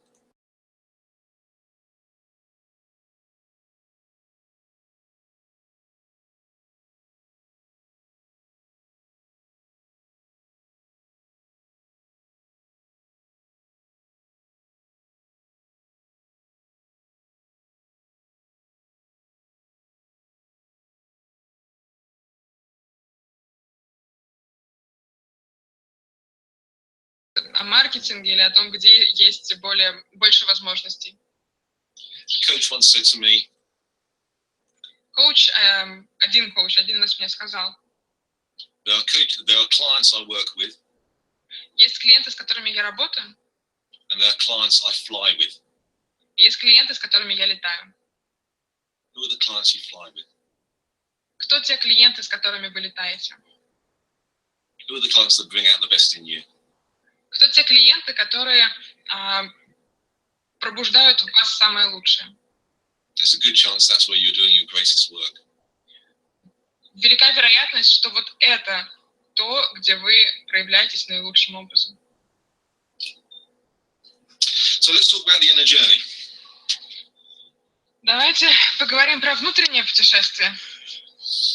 I noticed that as coaches we like to go on courses. Я заметил, что как коучи мы любим ходить по разным тренингам и курсам. We love to learn more and more.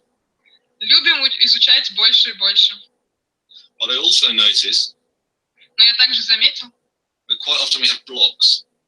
что иногда у нас как блоки такие стоят.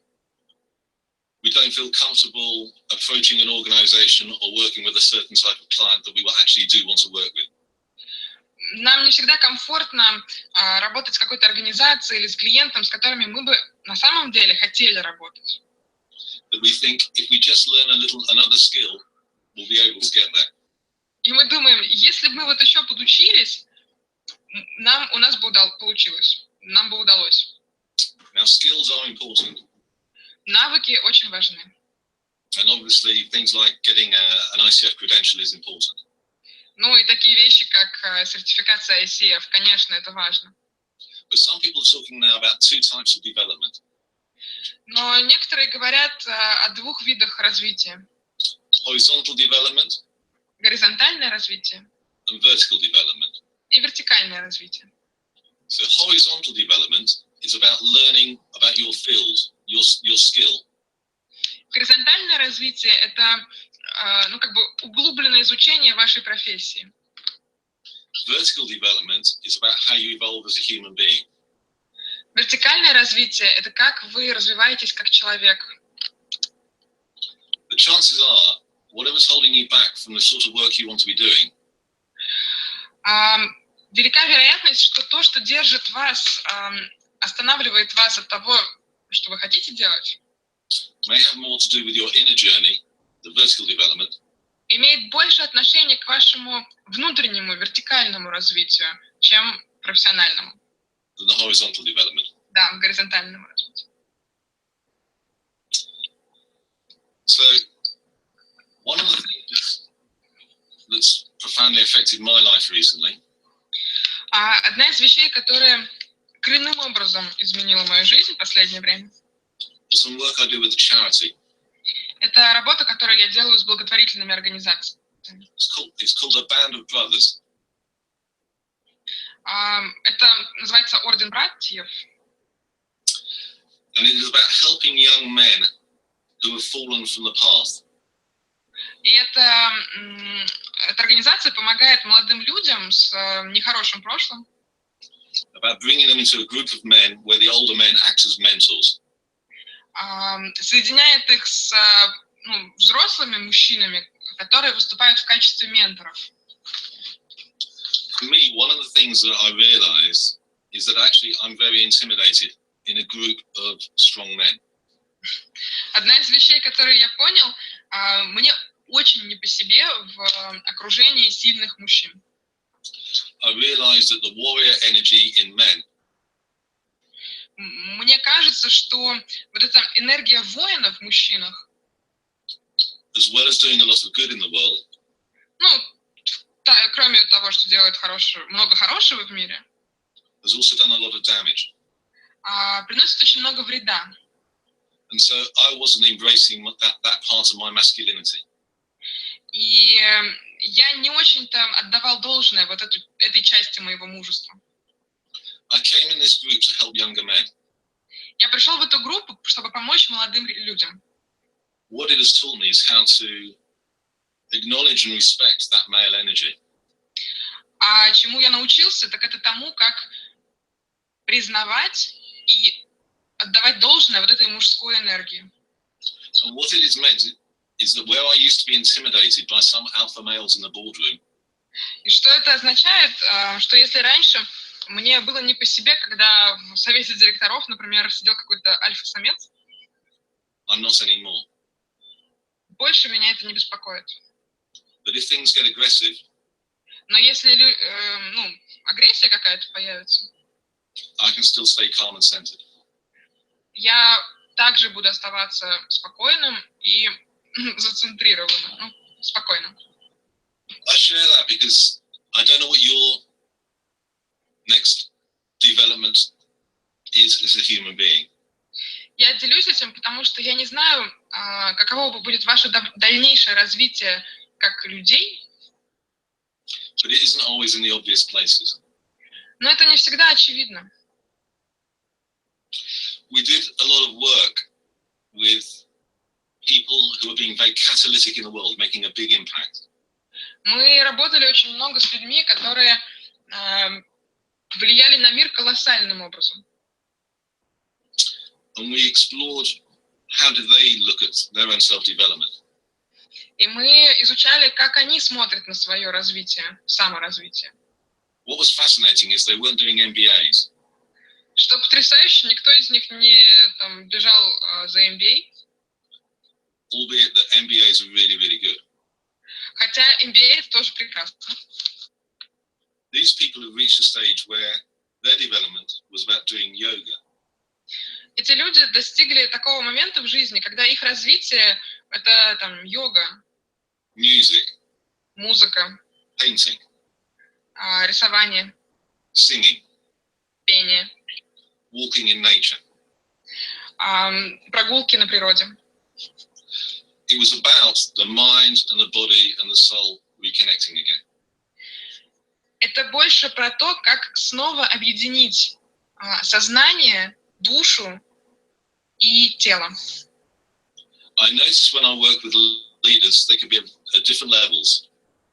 Я заметила, что когда я работаю с лидерами, они могут тоже быть на разных уровнях. Some are all about being expert.